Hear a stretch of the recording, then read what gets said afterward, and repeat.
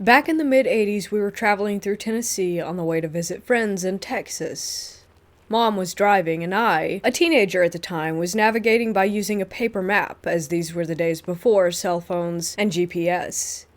We made it past Nashville on I-40 pretty late at night. We were maybe an hour outside the city. I was charting our progress old school with pencil and paper. We pass an exit, I mark it. A minute later, a summer thunderstorm hit. Visibility dropped to nothing, all traffic slows to a crawl, and we decide to pull off at the next possible exit and find a motel to spend the night, because there's no way that we're making significant progress in this storm. Slow, white-knuckle driving ensues. An exit looms up on the right, no signage that we can see in the downpour, and we take it. At the top of the exit ramp, we turn right toward a brilliantly lit up gas station. It was a left turn onto an overpass crossing I-40 with no lights from that side of the interstate. We were on a dinky little road at that point. To our right, there was a gas station which we're rapidly passing. To our left and back behind some trees was what appeared to be a motel, but you couldn't make out the sign well in the rain. We drove past the gas station before we really realized that the road just ended ahead. The gas station was the only building on this side of the road. It went from a 1.5 lane that was paved to a 1-lane gravel road, we could see a short way ahead, to tire track dirt and grass, all over the space of maybe 20 yards. Now, we were past this gas station, and there was only one turnoff from this road. It was on our left. We took it and tried to back up and turn around to get back to the gas station. Unfortunately, the paved slope of that narrow, driveway-sized turnoff led steeply down into a huge mud pit. No backing up out of it.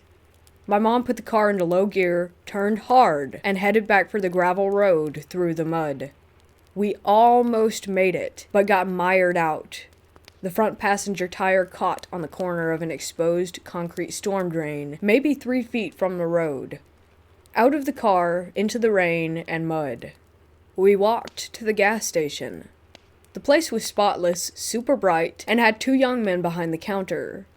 What sounded like one of Elvis's songs was playing on their radio inside. Attendants' first words on seeing us walk in were, "Did you get stuck in the mud?" They said it as a super enthusiastic, way too happy greeting. Like Disney staffer welcoming you as you walk into the park for the first time levels of happy. Also, these night shift clerks were dressed in suits that looked about 30 years out of date. The place was kinda creepy. We admitted that we had, indeed, gotten stuck. We asked if there was a towing company that we could call. They pulled out a phone book. Again, this was before cell phones or the internet, and started talking to each other. It was not a Nashville phone book, some little township. Population couldn't have been more than 100 from the handful of white pages, but the book had dozens of yellow pages of nothing but tow truck companies. Like literally hundreds of tow truck companies for this town too small to appear on the map.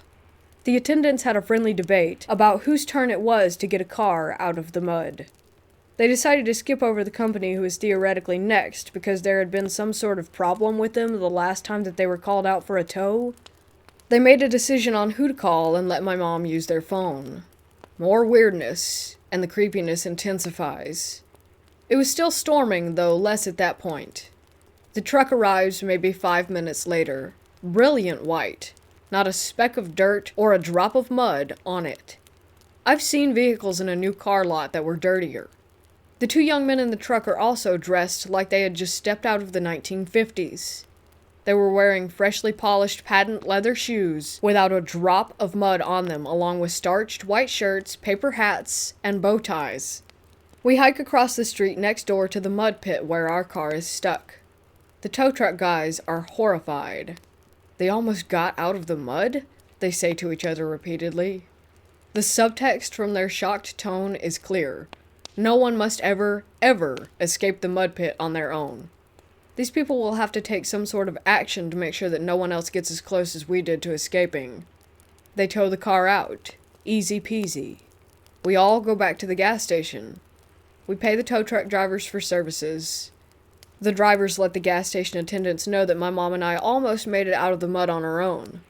The attendants, again, are horrified and shocked by this. By now we're getting huge, uncanny valley vibes from all four of these men, and not just them, the whole place is too clean, too brightly lit, and too weirdly out of date. It was a surprisingly good facsimile of a small town rest stop populated by real humans. Almost perfect, in fact. We are definitely in Creepy Town. If these guys were humans, there was seriously something off about them. If they weren't, they almost had their ordinary human act down pat. The truck drivers leave. The attendants turn all super friendly again and ask Mom and me if we're going to stay the night in the hotel across the road. They're so excited that we might spend the night here. They talk about how great it is. Mom and I make non-committal noises and return to the car. I tell Mom we're not staying here tonight. She agrees wholeheartedly. The rain is finally letting up. We drive down I-40 to the very next exit. It was maybe 5 miles. We pull off and spend the night in a kind of crappy but ordinary motel. At least it's not the Bates Motel, we joke. The rest of the trip goes well. Then, several days later on the way home, Mom and I decide that we would really like to see the creepy town in the light of day. It couldn't have been that weird, could it? Heading back up I-40, we pass the exit where we actually did spend the night on the way down. We can see the hotel, the exit number matches the notes that I had made on the map, everything. Then we start looking for the next exit. The exit to Creepy Town. Should be about 5 miles along with an overpass. 5 miles pass. No exit. No overpass. 5 more miles later before we find the next exit off of I-40. It's the one that I had marked as being right before the storm first hit. In short, Creepy Town does not exist. I have traveled I-40 many times since, often remarking that, hey, there's that exit where the weird storm hit and we went to Creepy Town, and there's the exit that we actually did spend the night at. We never found the Creepy Town exit between those 2 points, ever again.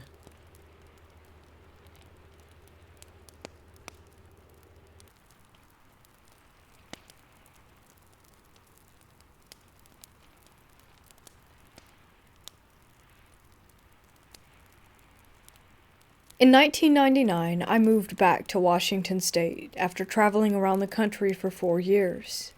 My grandmother let me move in with her for a while so that I could get back on my feet.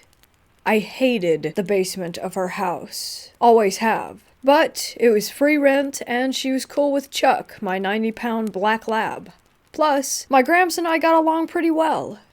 Late one night, about 3 months into me staying there, I woke up because Chuck kept moving around on the bed and was shaking the mattress.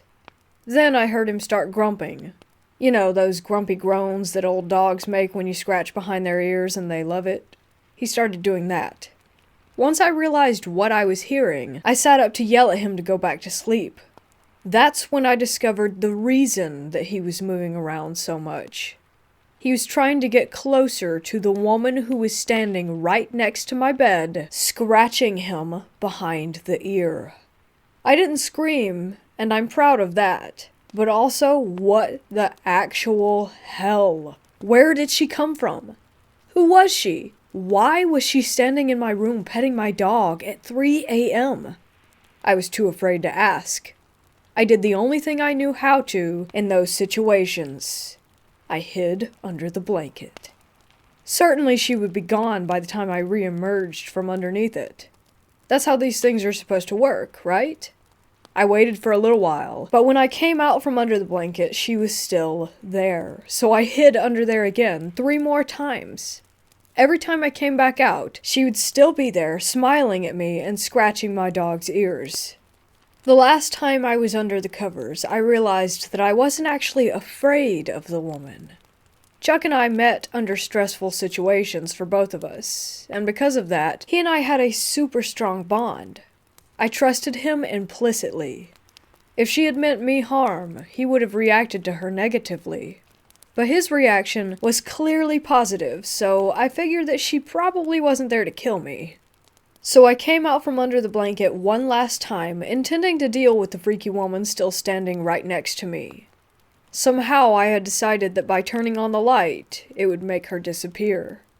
I reached over and snapped on the bedside lamp. I don't know why I thought that that would work. Is that even a thing? Are ghosts supposed to disappear in the light? Well, I turned it on and she didn't, so I don't think it's a real thing. By then, she had been standing at my bedside petting Chuck for several minutes, and I was out of ghost-busting options, so I gave up on being terrified and just looked at her. Really looked at her. I can still see her right now in my mind, dressed up in a classy brown pantsuit with a cream-colored blouse. She had shoulder-length auburn hair styled beautifully with these big loopy curls. She looked like she had been on her way to work a party, and she had only stopped for a second to say hello. She was very pretty. She looked happy. I didn't have the nerve to talk to her, or at least I don't remember speaking. But I stayed present, and we both looked at each other for quite a while. I remember having the distinct impression of her knowing that I was there, of both of us being aware of the other. Then she stopped petting Chuck and walked to the end of my bed, stood up straight and proud, and dissolved away. I mean that very literally. First her clothes, then her skin, her organs, and her bones. Like that Nazi at the end of Indiana Jones and the Raiders of the Lost Ark. I remember what her blood looked like as it dissolved to reveal her skeleton. That should be a gross and terrifying memory, but I don't recall it like that. At the time, it felt like she was doing it on purpose. Like she had wanted to make the most dramatic exit that she could manage. I remember thinking, this should scare the pants off of me, but also, wow. Somehow, I did go back to sleep. In the morning, over coffee, I was going to tell my grandmother about what had happened, but she had just received an upsetting phone call. Apparently, her best friend from high school, Ursula, had passed away in the middle of the night. I'd heard stories about their teenage shenanigans, especially the one about the stolen birthday cake. But I never saw a picture of Ursula, so I asked what she looked like. I couldn't tell you what she looked like these days, but when she was young, she had the most beautiful curly auburn hair, is what my grandmother said. That's not the only weird thing that happened in my grandmother's basement, but it does remain the most vivid, without a doubt.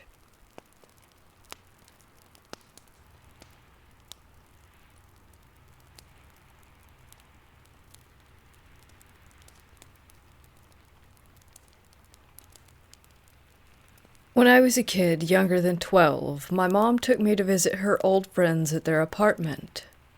It was decorated in an odd fashion. Tapestries hung all over the place with old antique furniture and knickknacks lining the walls. We didn't visit there long at all.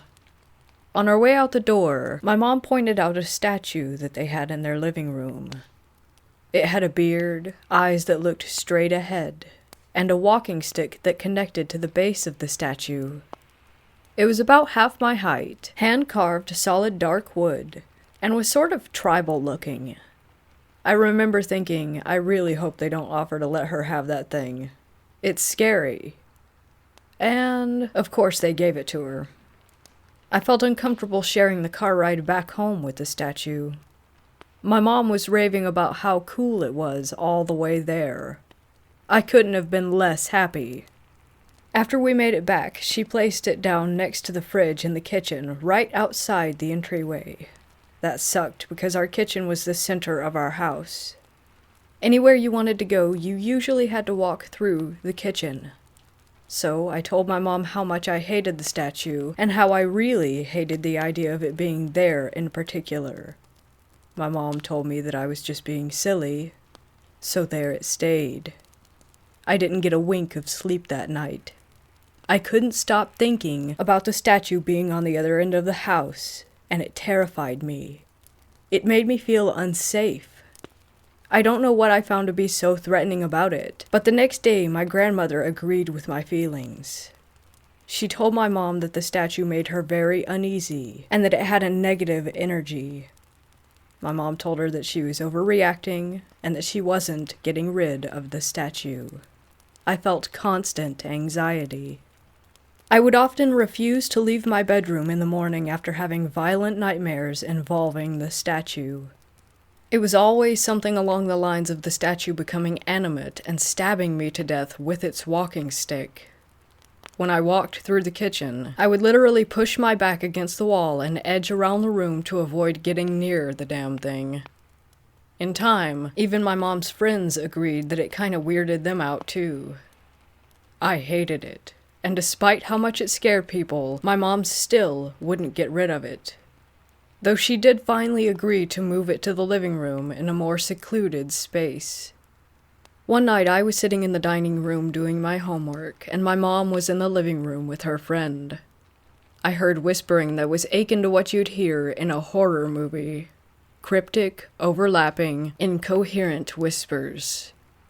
I immediately knew that the voices didn't belong to my mom or her friend, so I went into the living room to ask them if they had heard anything, and before I could speak, the look on their faces told me everything. My mom told me to come closer to her and said, "We heard them too." We all agreed that the sound was unmistakably close to us, and it was clear as day. The source of the sound had come from, you guessed it, around the same spot that the statue had been moved to. We all just sort of stared at the statue for a minute blankly, and I don't remember what else was said after that. But still, my mom refused to get rid of the statue. The nightmares continued. My anxiety grew worse and worse. Bad things constantly happened in the house. My mom got pregnant sometime around then, and had to be hospitalized, so I went to live with my grandma for a bit. I told her all about how my mom never got rid of the statue, and how I had never felt safe since it arrived. I told her about the nights that I felt someone looming over me, and the times when I locked myself in the bathroom because I heard noise coming from it. After my mom delivered my baby brother, I moved back home. My grandma explained to me that she had burnt the statue long ago, and didn't care how my mom felt about it because I didn't deserve to live in fear over a stupid piece of wood. Once the statue was long gone, my mom finally stopped being stubborn and agreed that strange things had occurred. I was finally able to walk through my house again without tiptoeing around it, but sometimes I still felt off about the house after that.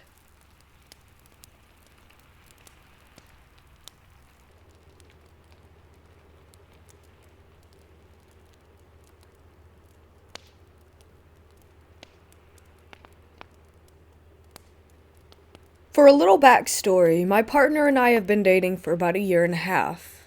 This February, I was given tickets as a birthday gift to finally visit him, as I'm in Scotland. Experience 1. I spent the middle of February over in Arizona visiting my partner. While we're both interested in the paranormal, I believe in it all, having had multiple experiences, whereas he tends to just humor me, not believing in it much himself. He's never mentioned anything odd happening in his apartment, but I saw, heard, and felt small things the first couple of days that I was there. One morning in particular at around 4 a.m. I was on the sofa playing on my phone, jet lag, when I looked up and saw a figure standing over him as he slept. It was similar to a shadow person phenomenon, just a dark humanoid shape, but it felt nasty. When I saw it, it turned, almost as if it was startled to see someone else in the room. Never mind, someone who could also see it. It did sort of a double take and then disappeared, but the energy in the room felt off. I performed a cleansing ritual that I've come to rely on when negative energies are bothering me. For the remainder of my trip, the apartment felt light and airy, with the exception of later that day when I was taking a nap and felt what I thought was my partner standing over me watching me sleep. I opened my eyes and felt the negative presence over me, as though trying to work out who I was and why I was there. It was then told in very clear terms that it wasn't welcome, whether I was there or not, and it cleared out. No more issues, so that was fine. Experience 2. My partner's friends, another couple, really helped in making me feel welcome, and the 4 of us went out on road trips a couple of times, once to Jerome and another to a recreational spot by a lake. I felt a little funny anytime we were driving around near or on the reservations, as though the native spirits were very much aware of us going through their land, but nothing felt bad, just sort of a curiosity. But one instance in particular sticks out. While driving toward Phoenix after a day at the lake, we were all chatting away in the car when we got into reservation territory. I got that not alone feeling again, but still, it was curious, though this time it was more intense. There was a lull in the conversation, and I was just admiring the landscape as the sun was going down, when in the middle of the center embankment on the road, there was a figure that suddenly appeared out of nowhere. I know it was male, and I know that he was a Native American. Nothing felt wrong, but when I asked if anyone else had seen him, they all said no, despite the fact that, as far as I was concerned, you couldn't miss him. He was old, tall, and completely white. His clothes, hair, everything, with an aura of hazy light around him, simply standing and watching over the road. I don't know who he was, but it felt like he was watching over the people traveling through his land. It was comforting.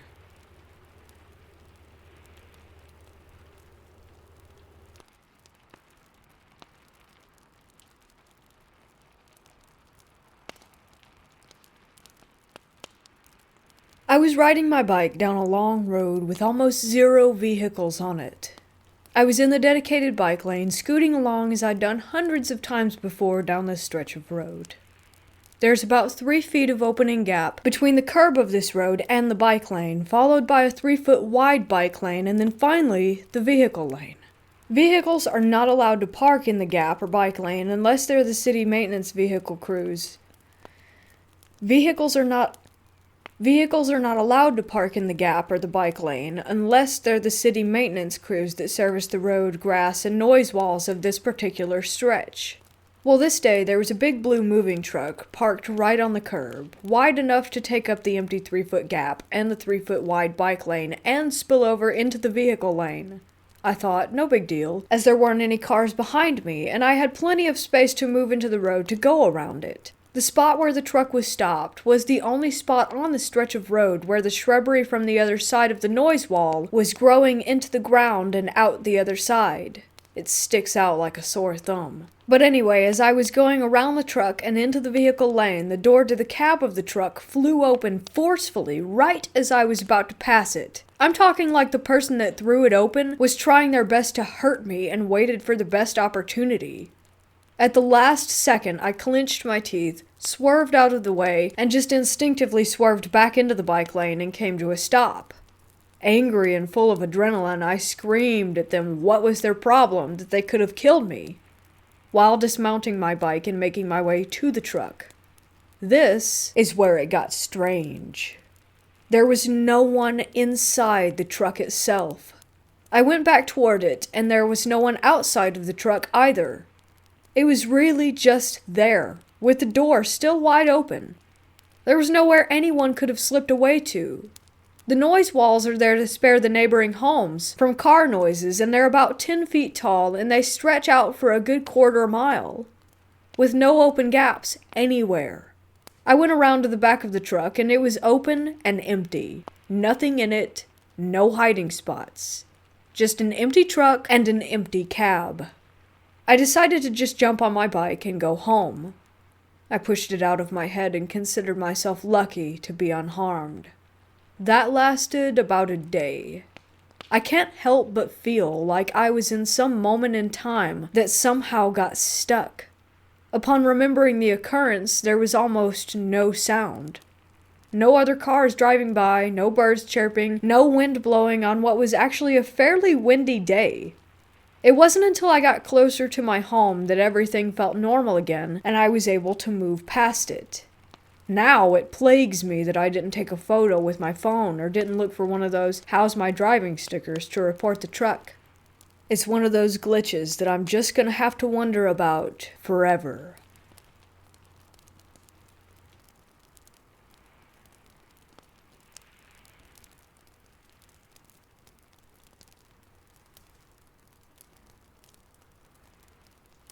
I remember around 12 years ago, when I was around 11 or 12, I stayed over at my grandmother's a lot to keep her company after my grandfather passed away.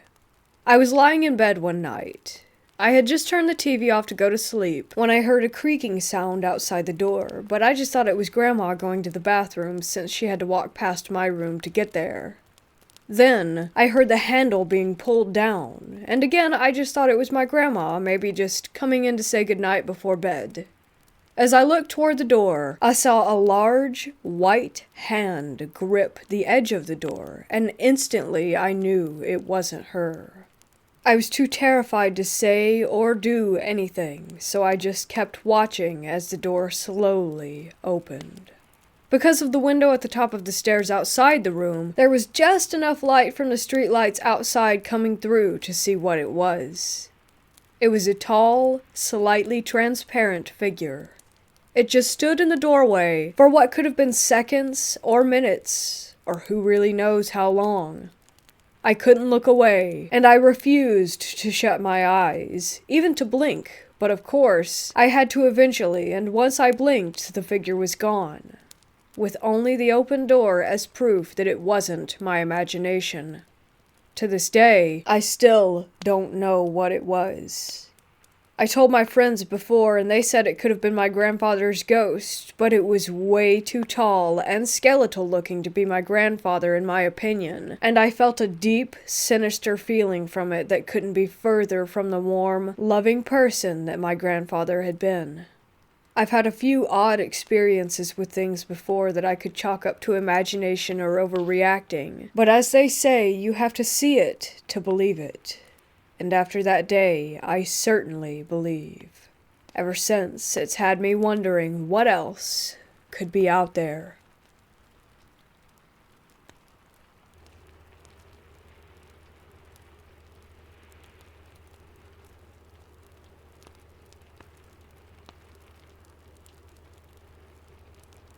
A couple of years ago, me and my pops decided to go on a road trip. It was very out of the blue. I wasn't even expecting it, but I decided to go anyways. It would be some solid father-son bonding time. After driving for what seemed like a couple of hours, was around maybe 8 to 9 p.m., we pulled into this gas station for snacks, water, and to use the bathroom, and we went back inside of our car. Keep in mind, this gas station was basically in the middle of nowhere. Anyways, we got back into our car and decided to look for a motel, but there was none, and I mean not a single one anywhere near us. My dad was really tired, so we just decided to go to sleep in the vehicle. We pulled up into this sort of resting area / parking lot and decided to pass out for the night. My dad fell fast asleep, but I was on my phone for a couple more hours, and around 11 p.m. I just felt suffocated by the tense air and decided to step out for a bit. I felt safe because the gas station was still in sight, and there would be a couple of trucks that would occasionally drive by, so I was at ease.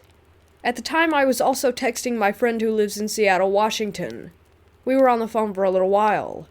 Then I saw what looked like a large cornfield, and I had never actually seen a cornfield in real life, so I decided to cross the road and just get a closer look. That's exactly what I did. I got extremely close, and I started feeling like I was being watched, but again I just thought, well, you're literally outside in the dark, standing next to a tall cornfield, of course you're going to feel this way. So I just brushed it off. I even considered going in, but I thought, why would I even do that? So anyways, I just decided to take a step back when I noticed a barn.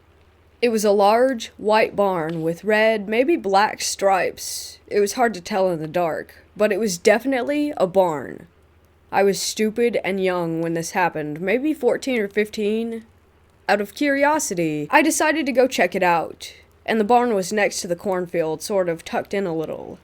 I literally thought, haha, I wish I could see something that would freak me out, as a joke, because I never really thought that anything would happen, and I love being scared. Anyways, I started making my way toward the barn. As I was getting closer and closer, I remembered very vividly that I was wearing no socks, just slip-on slides. I remember the dirt rubbing against my toes as I stepped. I remember sending pictures to my friend in Washington. I jokingly was saying that I saw something and that I was going to check it out. As I got closer, I saw something. It was behind the barn, but sort of off to the side, like how when someone peers around a corner.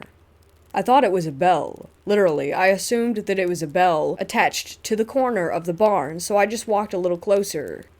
Even as I'm writing this, I am getting goosebumps.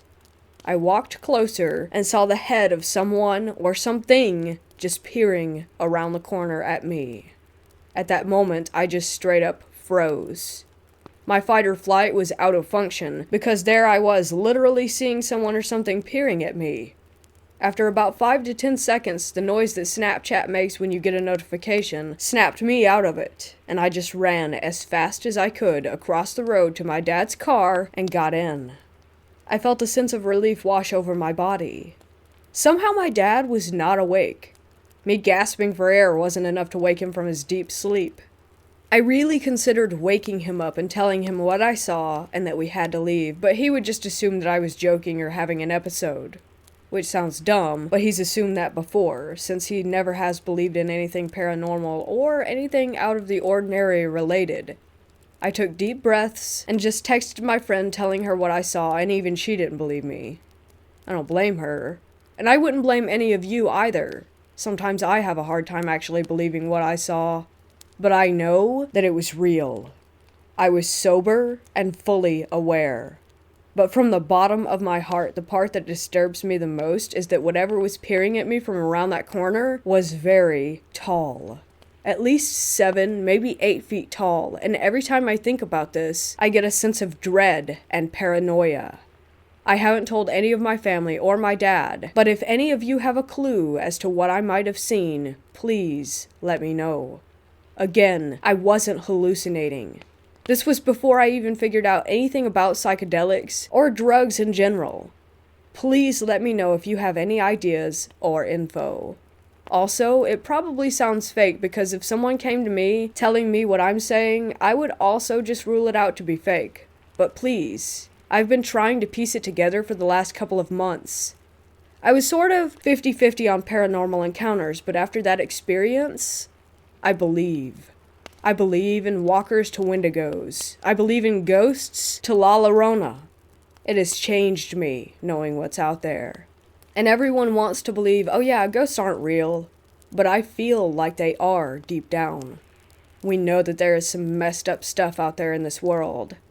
And I happened to encounter something.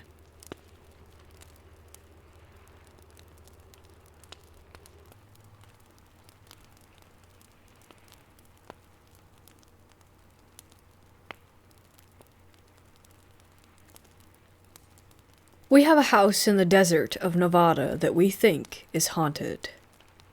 I would often hear people calling my name clear as day from somewhere in the home, but later I would find out that there was no one there. These voices take the shape of one of my family members, like my sister, mother, father, or sometimes a child that I don't recognize. I never really paid attention to it because it was happening like twice a week. I got used to it, but like last week, I was vacuuming the house and I got to the end of the hall where my room is. I see my dog in my room and I just smile at her and she goes back to sleep. But when I turn around, I saw my dog again, behind me. My dog never went past me, so there's no way that she could have gotten there without me noticing. I looked back in the room and see a child's head peeking out of my closet. I was so terrified that I ran out of the house and took a hotel for the night. I still don't know if it's a demon or a ghost or something else. The demon child or whatever it is didn't actually look like a child. It was almost like I just knew it was a child when I saw it. It's hard to explain. It has no nose, and it was bald with the eyes of a reptile. I can't quite explain any more details because I ran out of there so quickly. I'm in the process of moving out right now, and some even more strange and horrific things have occurred. I would have the most horrible dreams at this house, and this house only, for example.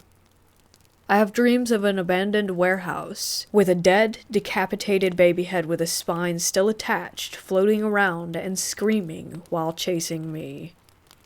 I would also get severe sleep paralysis. There was a black, demon-like entity that looked like a snake that would climb walls and ceilings. Sleep paralysis has never happened to me before I moved here. I don't know if dreams can be linked to ghosts or demons. I would also see a shadow man lurking around my house from time to time. I thought it was my imagination. I wish it was. I would also hear something running down my hallway, and I would see a dog-like creature outside of my house. But it didn't really look like a dog. It was like 5 or 6 feet tall with long, jagged teeth and just roaming around outside. I thought I was going crazy, or that my eyes must have been playing tricks on me, but I really don't know. Whatever the thing is, I think it can take the shape of anything. It's probably not a ghost. It's probably a demon or an alien or a cryptid that can shapeshift. Like I said, I really don't know. I need your help to figure out what it could be. I will be moving out soon, and I'm not staying in the house anymore. I absolutely hate that place.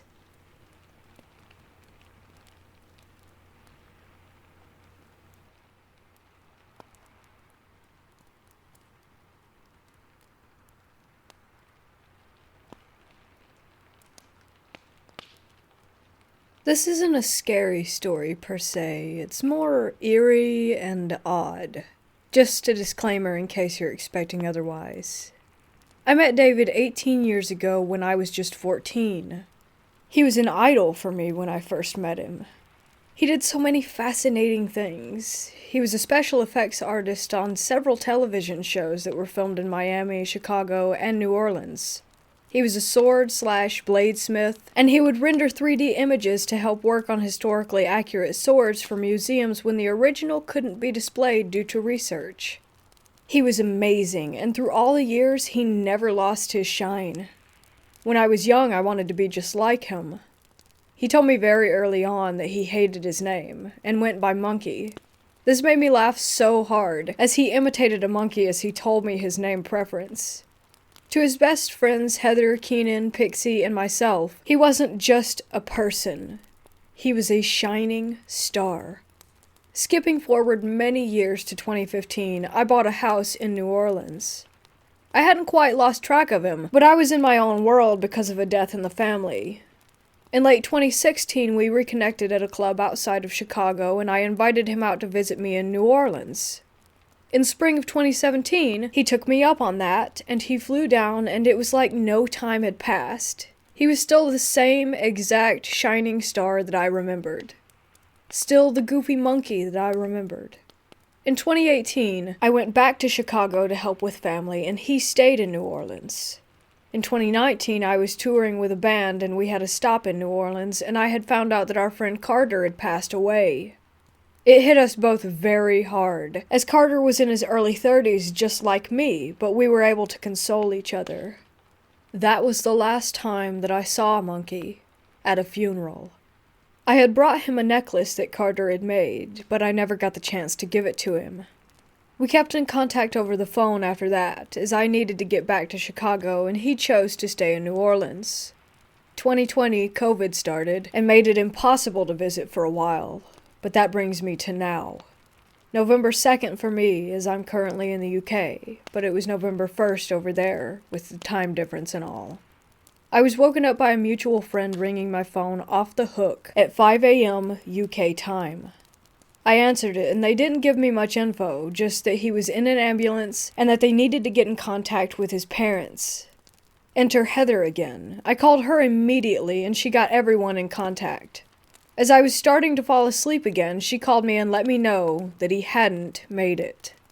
I don't remember how I took it over the phone. I think I was just in shock and disbelief. Later that day, I went looking for his social media, and it was all gone. None of us could find it. At some point that evening, I went scrolling through Instagram as one does. One of his deleted profiles popped up, and I clicked on it. How it reactivated after his passing, I have no clue. Immediately, I was drawn to a photo of him, so I clicked on that. The caption was, "Very alive and very well. I hope the same for you. And I know that he was trying to reassure me by leading me to that photo. The photo itself was from 2018, but I had never seen it before. I don't believe in coincidence, so I am damn certain that this was his way of saying goodbye and telling me that he was okay, wherever he is. It still makes me cry, and it will for a while, but I appreciate the message from him. The profile disappeared again the very next day. It might seem mundane to some, but I could almost feel him in the room trying to comfort me. Rest in peace, David Mad Monkey. Those of us still on Earth miss you.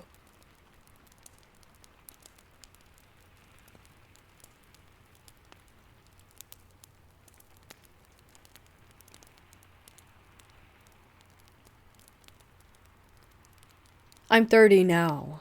When I was in my teens and early 20s, I was into really weird stuff. There's a few local shops that sell unusual oddities and antiques in my town, like art made from dead animals, skulls, pickled specimens, things like that. I started pickling my own specimens around age 20, when I figured out that it wasn't that hard. I had some articulated skeletons, but stuff that I was really interested was supposedly cursed stuff. I bought things people claimed were cursed on eBay, and even drove to different states to buy things from people that they claimed were haunted. I bought 3 different diebuck boxes supposedly cursed from eBay. I bought numerous haunted dolls, whatever I could find. I had some weird taxidermy items too, like a couple 2-headed baby chickens, a 2-headed snake, stuff like that. I had a few things that I wasn't supposed to have either, but I won't get into that. Long story short, nothing weird ever happened. Not a thing. I never had one unusual, creepy experience with any of this stuff. I should start this off by saying I've never really believed in the paranormal or supernatural. Like, I wouldn't say that I'm a skeptic, because I think to use that term you have to go into something deciding that it isn't real and operate from that perspective. I'm fine with saying I have no idea what it is and I can't explain it. I won't say that I don't believe in ghosts, because I really don't know what a ghost is or what it's supposed to be. I've always been into aliens, and was really obsessed with them when I was younger, but still never fully believed in them. I just kinda liked the idea of them. I'd never seen one, or seen any real proof of one, despite poring over documentary and late-night History Channel binges. So, on the subject of all things paranormal, you might could say that I'm a fox molder and that I want to believe, but never really did. Anyway, needless to say, after the following series of events, my mind is quite a bit more open. Though I won't pretend that I can tell you exactly what was going on. So I'm around 21 years old and I'm working at Walmart at the time. We had these steps that we would smoke on that were outside the tire shop that would lead up to another parking lot for a different building. I went out to smoke one day and was by myself and sat at the top of the stairs. As I was smoking, I noticed a paper bag sitting kind of underneath the bushes that were there. I don't know why, but I looked in it. I was expecting to find some empty beer bottles or something, but inside of the bag was a porcelain lamb. It wasn't particularly creepy looking, to be honest. It didn't have bleeding eyes or whatever. It just looked like something that would be on your grandma's shelf. There was a red ribbon around its neck, and it looked really new. When I picked it up, there was a note underneath it in the bag. The note said, "Take me home. I'll be a good little bitch, I promise." I'm not even kidding, it really said that. It was written in red ink and looked like female handwriting. Really neat. It was written on a piece of torn out standard notebook paper. I know how stupid and cliche that it sounds, but that really is what it said. Of course, being me, I brought the thing inside Walmart and stashed it under a register because I was totally gonna take that home. I showed it to my friend who was working there and was kinda like, "Dude, look what I just found outside. Look at this note." And he was like, you should definitely not take that home." But of course I was gonna take it home. I lived for that kind of thing. Anyway, as soon as I set it down, I realized that it was actually a music box, because I jarred it enough, I guess, to make it start playing. I looked at the bottom of it, and it had one of those metal twist pins that you wind up and it plays a tune. I turned it, and it was the least intimidating melody ever. It wasn't creepy at all. I was actually getting legit disappointed, because if you wanted to pull a prank on someone with some scary object, this thing was doing it all wrong. I'm not sure what the melody was. I'd never heard it before, but it was in no way ominous. Fast forward to the end of the workday. I get in my car, come home, and show my then girlfriend. She was into all the same weird things that I was, so she was equally excited about this bizarre discovery. We cleared a space on our dresser for it, and from then on we just referred to it as the lamb. Things started happening immediately, like the next day. Me and my ex didn't have a great relationship, and I spent most of my time in the living room while she hung out in the bedroom. I'd work until around 11 at night, and get home and stay on my computer playing games until around 3 a.m. Then, once she was asleep, I'd go in the bedroom and go to sleep myself. This way, we didn't really have to spend that much time together, and we both quietly preferred it that way. So, the very next day, I'm sitting in the living room and I hear a rustling sound coming from the kitchen. I could see the entire kitchen from where my computer was, and I assumed that it was one of our cats messing with something, but both cats were actually on the floor staring at the kitchen, just as confused as I was. The sound seemed like it was coming from the top of the fridge, and it was like it was rustling around the cereal boxes and bags of chips and such that were up there. I assumed it was a mouse because we had found one in there before, and went over to the kitchen to check for it. I turned on the light, and as I walked in the kitchen, I heard the Grudge noise. I've only seen The Grudge once, because it was one of the only films that ever actually scared me. I'm not easily frightened, and I generally don't care that much for horror movies, but something about the long, frog-like, gurgling croak sound of The Grudge freaked me out when I was younger. The only similar thing that scared me recently was the screaming bear in Annihilation. Anyway, I start walking toward the fridge and I'm totally hearing the Grudge noise. Just to reiterate, this is only impactful because this is literally one of the only things that I've ever been scared of, and it was coming directly from the top of the fridge where the rustling sound had been. I froze dead in place, and so did my cats. They did not want to go anywhere near that. I had no idea what to do. I was literally on the verge of passing out. So I tried to articulate this in my head, and I decided that the fridge must be broken, that a fan or something in it must be grinding. I crammed that thought into my head, and I sat back down in my chair and put on my headphones. I did leave the light on, I'll admit. Normally, I sat in total darkness. I was really trying to convince myself that the fridge was making that sound, but I was finding it incredibly hard to do so. I was also in panic mode, and I was thinking, what do movies and ghost shows and stuff say? Don't acknowledge that it exists?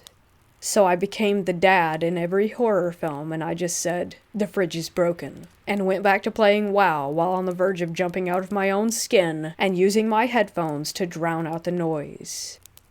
I actually sat there for way longer than I normally even played WoW because I was genuinely terrified to either move or take my headphones off. I had this horrible thought in my head that as soon as I removed my headphones, I would hear the noise like right next to my ear and turn, and some old woman would eat my face or something.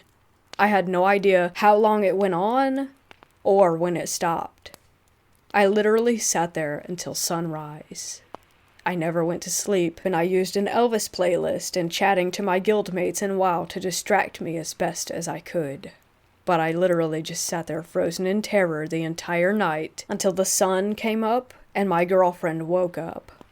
She came in the living room around 8 a.m. and was pissed off at me because I never went to bed. She complained that I played games too much, even though we both knew she didn't want me around any more than I wanted to be around her. But our relationship issues aside, she was badgering me about being on the computer all night, and I just said, I don't want to talk about it. And she let it go. She softened up quite a bit, looked a little confused, but I think that she could tell I was freaked out. Then she proceeded to freak me out even further. She showed me her arm and said, the cat scratched the hell out of me last night. and she did indeed have what appeared to be a cat scratch running down the length of her forearm. The problem was, she kept the bedroom door closed, and like I said, both of the cats were in the living room with me, and I hadn't moved from that chair. No one let the cat in the bedroom. In fact, when sunrise came, they were still almost in the exact same spot staring at the kitchen that they had been in when I went back to playing WoW. I didn't say anything about it. I just said, "Oh, dang," and I felt like I was going to be sick. Since I hadn't slept, I called into work that day, even though in reality I really just wanted to leave. So I did an unusual thing, and me and my girlfriend went bowling for the day, then to a movie, then dinner. I was clearly acting weird because we never did anything together, and I was obviously trying to avoid the house. I asked if she wanted to go night fishing, and she finally asked me what the hell was going on. I didn't tell her though. I didn't want to talk about it. She declined my generous offer to fish in the dark, and we ended up going home. We started our nightly ritual. She retired to the bedroom to watch TV, and I stayed in the living room. The grudge noise started within an hour of me sitting down. This time, as soon as it started, I willed my completely stiff in fear body to get up and walk down the hall to the bathroom. I left my computer running and WoW open, and said I felt like watching TV. My girlfriend again remarked that I was acting weird, and I again declined to talk about it. I couldn't hear the grudge noise from the bedroom. I took some Benadryl and went to sleep when she did, which was hours before I normally went to bed. The next day I went to work, and at around 9 p.m. she called me. I was the manager of the toys department, and had a bit of leeway in using my phone, since no one really supervised me. I answered, and she was on the phone freaking out, screaming into my ear, and I could hear knocking in the background and couldn't really make out what she was saying. But finally, I made out a sentence. She was saying, "There's banging, someone's trying to get in through the walls." I left work and drove home, and stayed on the phone with her the whole time, and at some point on my drive home, she left the house and started running down the street. I picked her up in her pajamas as I was driving back, and she again claimed that someone was trying to break in through the walls. She heard banging on all 4 walls of the bedroom. By this point, I was pretty certain I knew exactly what she was hearing, but I still didn't want to say anything about it. I wanted her to calm down, and I told her that it was just animals. I said that I had seen some squirrels going into a hole in the side of the wall and was afraid that we might have them in our walls. Of course, this was entirely made up, but it actually worked, and she did calm down. She didn't know squirrels could live in your walls, and I convinced her that this was the case, and I told her that I would call an exterminator in the morning and have them come out and check on everything. We went back to the house, much to my despair. My squirrel story had worked on her, but that was short-lived. The way our house was set up, we had a bathroom that was connected to our bedroom, but not by a door, just by the wall. So you had to leave our bedroom, and the bathroom was the next room on the right. So the bathroom wall and our bedroom wall were the same wall. Make sense? Anyway, we got inside, she went to the bathroom and immediately started screaming again. I went in there to see what she was screaming at, and it looked like a tiger had been clawing at the bedroom wall. The one connected to our wall. The wallpaper was torn off about 6 feet high, and there were large gashes in the drywall beneath it. Reminder, this is all about 4 days into having this lamb. At this point, we got in the car, and I told her about the sound I had been hearing. Her initial reaction was that we needed to get rid of the lamb, but something told me that I couldn't. She wanted to just donate it to a thrift shop or something, but I had this weird sense of unease about doing so. I felt like we couldn't just get rid of it that way. Like someone had to know what it was and want to take it from us. I can't explain why I felt that way. I just did. At this point, we did what you probably would not expect, and we actually just lived with it. Like, this went on every day. We had rules about it. The first rule was that we never talked about it in the house. We never even mentioned it. We pretended that the lamb did not even exist. It was like that episode of Family Guy where they had a giant octopus living in the house and just no one wanted to talk about it. When we had something to say about it, we would always say, "Let's go for a drive," and the other person would know what that meant. The clawing at the bathroom wall was getting deeper all the time.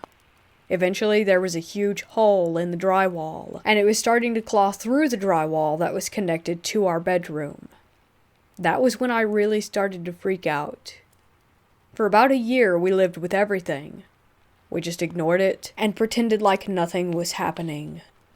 Every night, I sat with the grudge noise. Things would fly off of shelves, doors would slam. Straight up paranormal activity, BS, every single day. One of the worst ones was one of our pickled specimens jars just exploded. It was a bird that we had had for a while, and the mason jar exploded on the mantel in the living room. Glass went everywhere, and it took hours to find it all. The bird itself also completely exploded, sending body parts splattering around the living room. It was hell. And I had a few friends that I would tell about it every day when I came into work. Like, they would ask for updates on what the lamb had been doing, and I would tell them whatever freaky story we had for the previous day. It was a daily occurrence at that point. But then, it got to a point where we couldn't ignore it anymore. My girlfriend was breaking up with bruises and scratches almost every day to the point that it had started looking like she was self-harming. She had a lot of piercings and tattoos, so she wasn't too troubled by the pain, but didn't really enjoy having to wash the blood out of the sheets every day. When it got too much was when I was sitting in the bathroom, browsing my phone, and I heard a female voice say, "Hey, come here." So I finished my business and walked into the bedroom and said, "Did you call me?" And she replied with, "I was really hoping that was you." This is about 6 months in. At this point, it started talking. Like literally speaking. It had a little girl's voice. I know again, that's so cliche and stupid sounding, but it would occasionally speak, and we would hear it. We never responded to it. Everything we'd read on the subject told us to never, ever respond. We'd hear it at our door at night, saying things like, "Can I come in, please? Please let me in."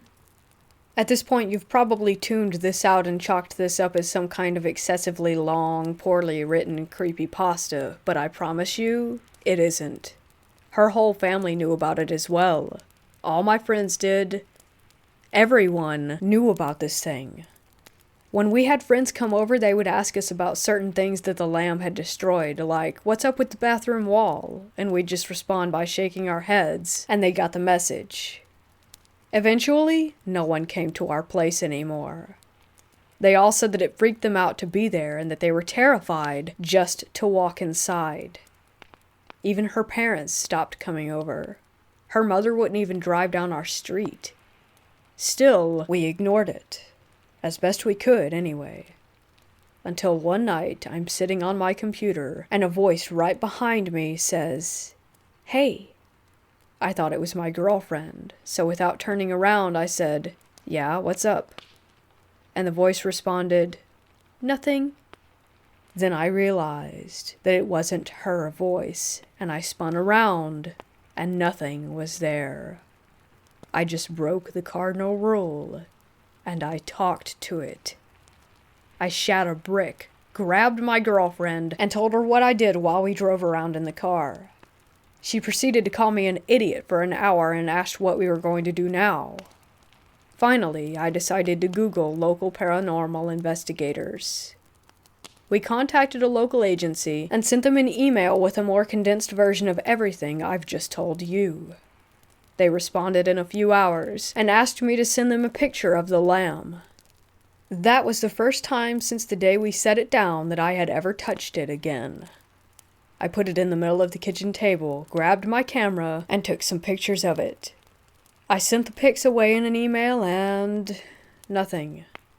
Until this point, these people had been responding to me in a matter of hours, and now suddenly, an entire day had gone by. Then 2 days.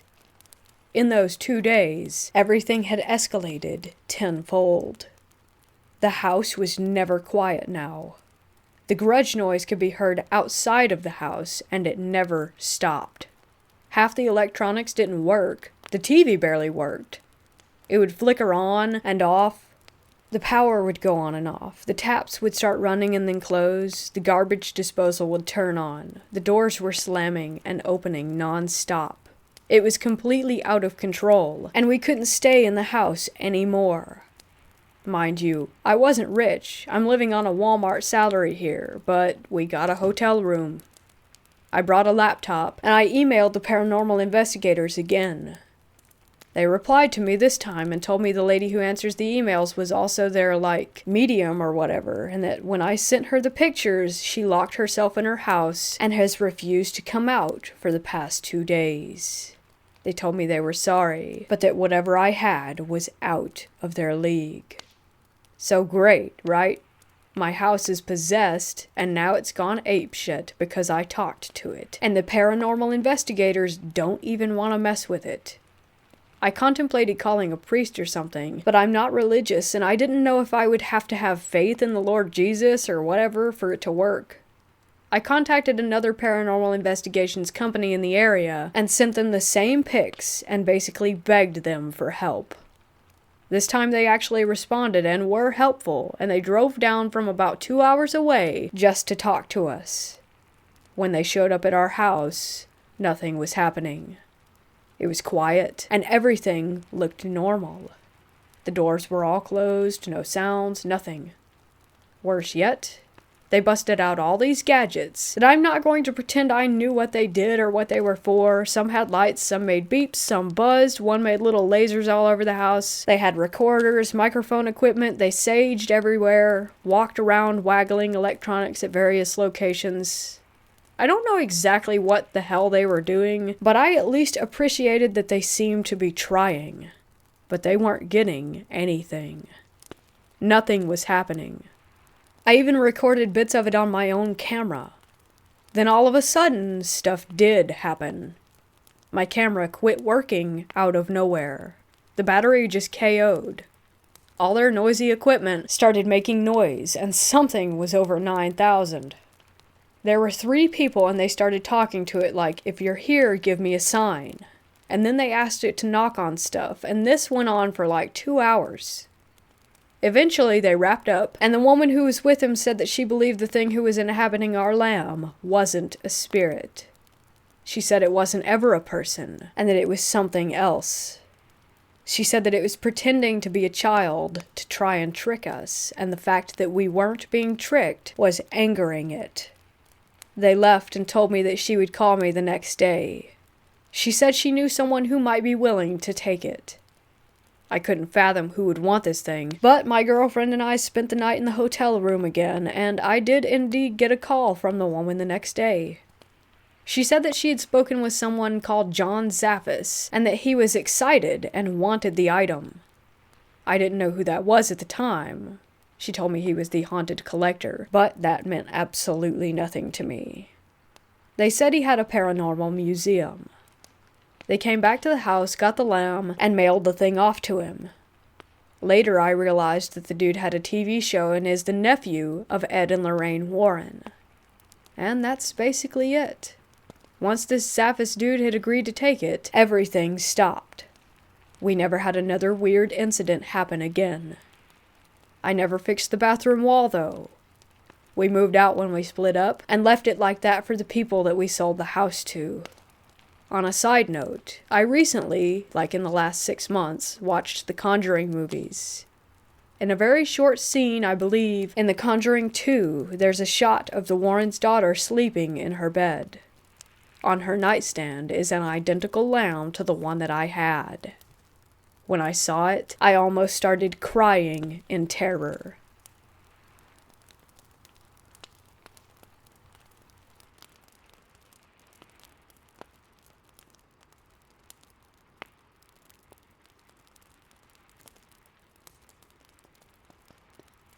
This happened a couple of weeks ago, and I'm still in disbelief. Little background, I work second shift and get off late at night, where cops are on the hunt for drunk drivers. Quite literally, like the title says, I was driving home from work when I pulled up to a red light. With me at the light was a police officer. Nothing too out of the ordinary, but after the light turned and they sped off, I maintained a decent tail on the cop, never taking my eyes off of them.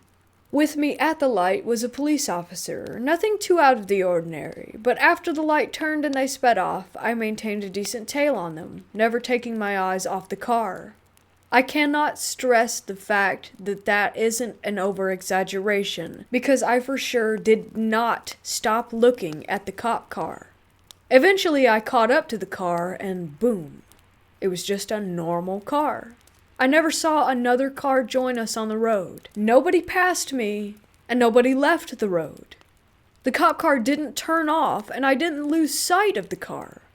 I obviously wasn't under the influence of anything save caffeine, which I'm accustomed to. It's honestly freaking me out, still.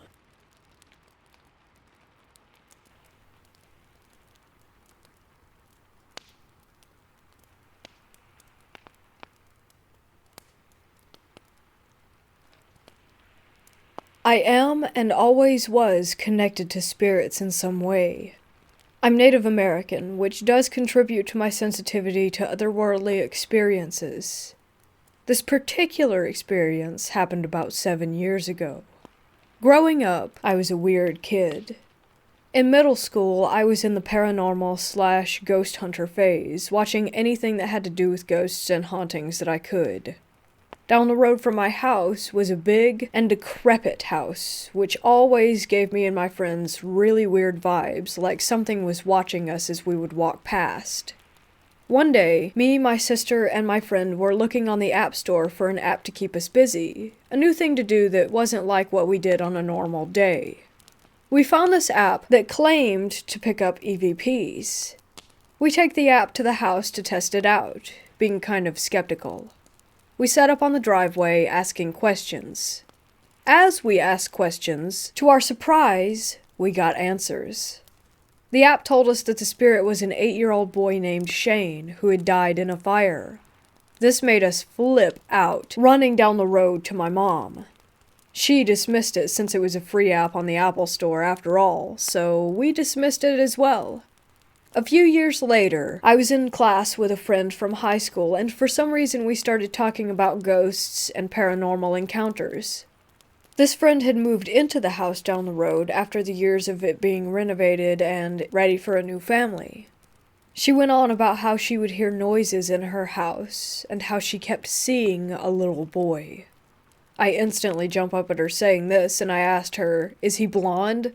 Did he look like he was about 8 or 10? She raised her eyebrow, confused, but said, "Yeah, how do you know this?" This is where I explain what we did as kids, and how we didn't believe it, until she told me what she did. Apps like that are still skeptical to me, but I don't think the set of experiences were mere coincidences. To me, this is something more, and still sends a bit of a shiver down my spine to this day.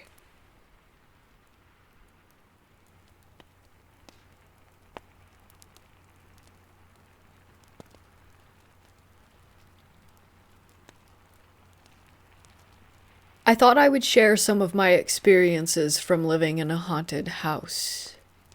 I lived there for 14 years, just moving out of it last September. I'll start with the disclaimer that I was not a believer. I always thought ghosts were fascinating, but I never looked for them blindly. Most of my early experiences I tried to find real explanations for. Honestly, this house had countless things happen, but I'll just relay some of the bigger ones. It was a townhouse, and the floor plan was living area upstairs, bedroom downstairs. You entered the house on the top floor.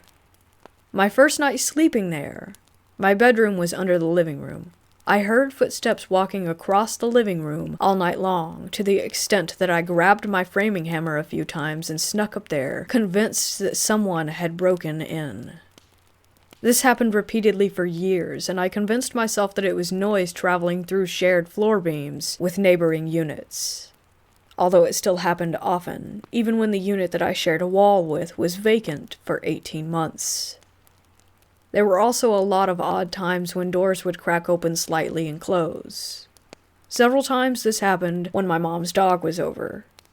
He would walk towards a door, it would open for him. We would walk through it, and it would literally close behind him. When he would come to leave the room, the door would let him out again. Very weird. At some point, my now wife moved in, and it escalated. One night, I woke up in bed and saw an opaque figure sitting up in our bed, initially thinking that it was my wife sitting upright and looking out the window. When I asked what she was doing and she didn't reply, and went to shake her shoulder, my hand just went through nothing. I then realized that she was asleep on the pillow, and whatever was standing there had just vanished. I jumped out of the bed and looked everywhere for an answer. Nothing could be found. I told her about it months later, and she said, "Oh God, I have seen so many strange things here, and I didn't want to tell you because you would have thought I was crazy." There was a lot of little things. She would yell for me from upstairs because she swore that she just saw me walk past the kitchen doorway, etc. Often things would move from where we put them. Once near Christmas, we left the house and came back to the lights being turned on, that we know weren't turned on, and ornaments on our tree having been rearranged. We got a break at some point for a while, and when we were in bed one night, bedroom door closed, we made a joke about how our ghost hadn't been active for a bit. And as soon as we said it, the bedroom door started shaking hard in place. Final share, and the one that people seem to think is the creepiest. When our daughter was born, we would shush her to nap with the 3 shush method, rocking her in our arms, saying shh, shh, shh, over and over. Well, I had put her down, and I ran to the hardware store. My wife called and said, "I thought you were at the hardware store," and I said, "Yeah, I am now." She paused and yelled, "Get home now." I ran back. It was a 3-minute drive, and my wife was holding our daughter. She said that after I left, our daughter started fussing, and over the baby monitor, she heard the shh, shh, shh. And she got confused because she hadn't seen me go back downstairs, not realizing I was already down the hill when the noises started. One last one, daughter related. When she got a few years older, maybe 3 or 4, she would cry at night, and one night I went in and asked her what was wrong. She said that she was scared of the shadows. I showed her that the shadows were just light tricks, and I did a shadow puppet, and she said, "I'm not scared of those shadows. I'm scared of the scary shadows that come sometimes." That honestly freaked me out a little. Again, there were tons of other incidents, but these are sort of a greatest hits. People have asked me why I stayed in the house for so long, and as funny as it sounds to some, it was never scary. There was no feeling of malevolence or harm. In fact, I always thought the shushing of my baby story was more of a "wow, this ghost is nurturing" kind of thing. Or maybe even my dad coming back to visit. Anyhow, I hope you enjoyed my spooky stories.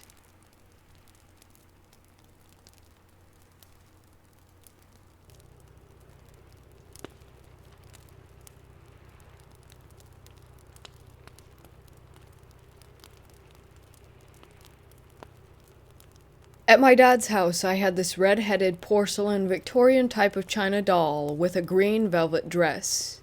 I was there for a couple of weeks, as opposed to a couple of days, which was usually the case, because I was like 11, so I had no job, and it was summer. This doll was always on the far end of my dresser, facing away from my bed. My room was set up with my headboard against the wall with the window, and the dresser was really long and ran along the same window wall. I honestly never really liked the doll. It always felt like it was angry. I don't even remember when I got it. I want to say it was from my stepmom's mom, or maybe from a garage sale. Both are likely since my stepmom's mom is Dutch and has a huge collection of weird baby dolls. None of them China though. But my stepmom also is a huge lover of all things garage sale. Like I said, I was there for a few days, this time a couple weeks. It didn't really bother me. The only thing that freaked me the hell out was a Furby that spoke without batteries. But then, all the weird stuff started. I've always slept with my door shut, and if there's an option, locked. I used to have nightmares about witches coming into my room, casting a spell on me, then leaving without me ever knowing. So if I didn't have the option of a lock, I would put something behind the door so that I would know if it was opened as I slept. Unfortunately, I did have a lock on my door, but I wasn't allowed to use it, so I always just put a couple socks behind the door. One morning I woke up, and the doll was turned toward me instead of away. I thought nothing of it, figuring that I had probably just bumped it, especially since the socks weren't moved. Again the next morning, it was a couple inches closer to my bed. I have always been a believer in the supernatural, so I was trying really hard not to get scared, especially since I'd had this doll for a while, and it had never done anything sketchy. The next morning, it was almost falling off the edge of the dresser, it was so close to me. I checked the socks. They hadn't been moved, so no one had come into my room. I threw her into a pile of clothes face down in my closet. The next morning I checked the socks. Again, they hadn't moved, but when I checked the doll, she was facing up. Needless to say, it creeped me right the hell out. So, being the lovely older sister that I was, I gave it to my little sister, who would have been about 4 at the time. The next day, she brought it back to me saying, "I don't like it, it's angry," or something along those lines. I sat with this doll on my bed for a while thinking, what do I do? I've got this doll that probably wants to murder me, but I can't throw it out because it's good quality and my parents are huge skeptics, and I finally decided that if it's angry, maybe it was because nobody was nice to it. So, I took a Barbie brush and started brushing out all of her knots and frizz and tried to get some of the ringlets back to her hair. I cleaned the dirt off of her face, I straightened her dress, all that. I put her on my dresser afterward, and for 6 years nothing happened until, on one of the weekends when I was at my dad's, my sister asked if she could have it because it was pretty, quote-unquote. I guess she forgot the one time she did have it. I got a call a few days later from my dad, letting me know that my sister had thrown my doll out of her second-floor window and broke it. The next time I was there, I asked her why, and she told me that every time she woke up, that the doll was somewhere different from where it was when she had gone to bed.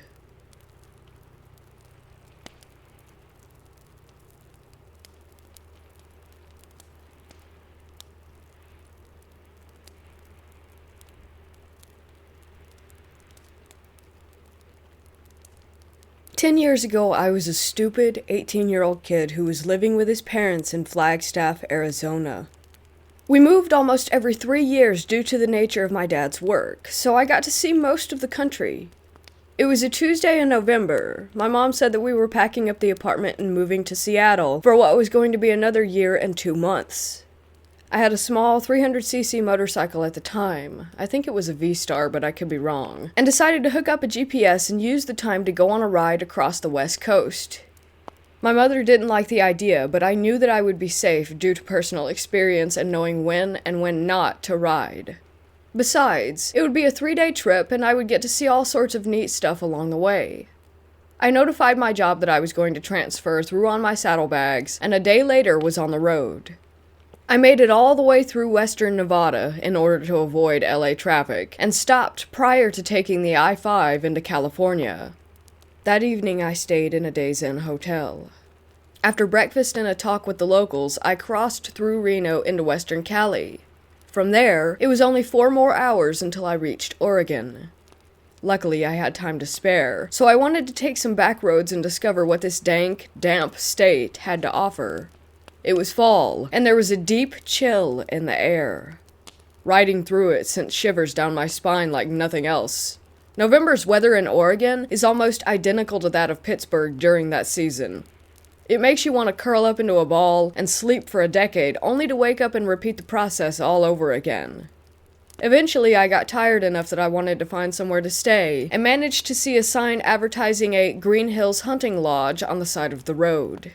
It was accompanied by a long, steep hill that took me what felt like an hour to climb.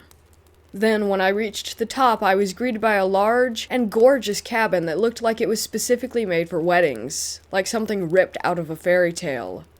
Bewildered, I parked my bike, took off my bags, and threw a tarp over it, which was secured to bungee cords. I walked inside and met a Korean woman who was working the front desk.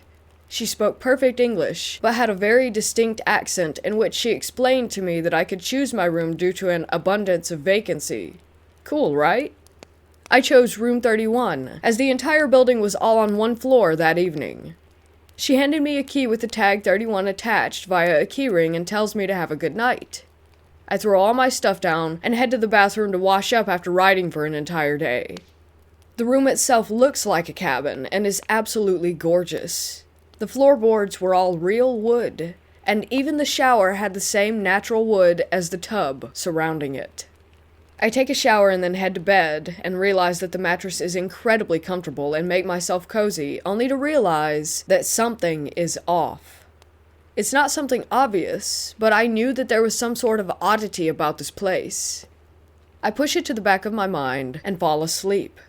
The next morning, I wake up to find that the walls went from a natural brown to a deeper gray, as if they were stained overnight. This wasn't a result of natural lighting versus LED. The room was without a doubt a different color. I shrug it off and get all my stuff together, making sure that everything is still where I left it. I head out of the room to find that not only had the walls changed color, I was on a second floor that previously didn't exist. The light from the morning sun wasn't permeating the windows of the cabin, and there was no one in sight.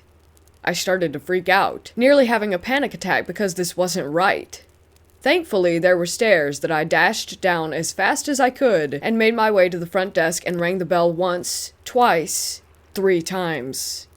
I was breathing heavy and knew that I had to get out of there. No one was coming to check up on me after about 10 minutes of waiting, so I dashed out of the doors and into the lot. I ripped the tarp off of my bike and looked back at the lodge. It wasn't the same. This was a broken down, abandoned, dirty building that looked as though it was about to be condemned. I didn't want to ask any more questions, and rode off as fast as I could. That place still haunts me, even to this day.